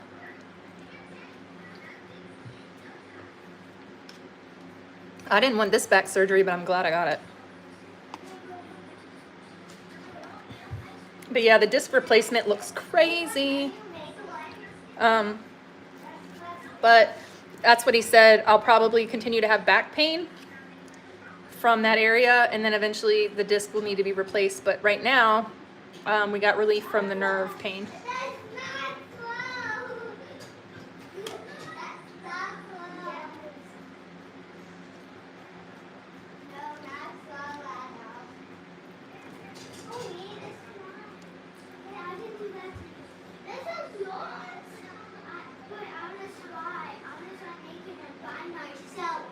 I'm surprised my husband hasn't called me yet to FaceTime the kids' race.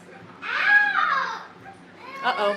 All right, I gotta go. My kids are battling. All right, guys, we gotta go. Bye.